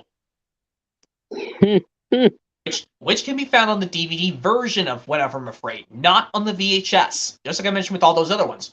Well, yeah, it's 9:30, Jake Martin. I'm going to let you and Thomas pick me 1, 2, 3 go, and then I'm going to go back in my apartment and end off this stream. Okay. Yep, see you guys. See ya. See you next time. See ya.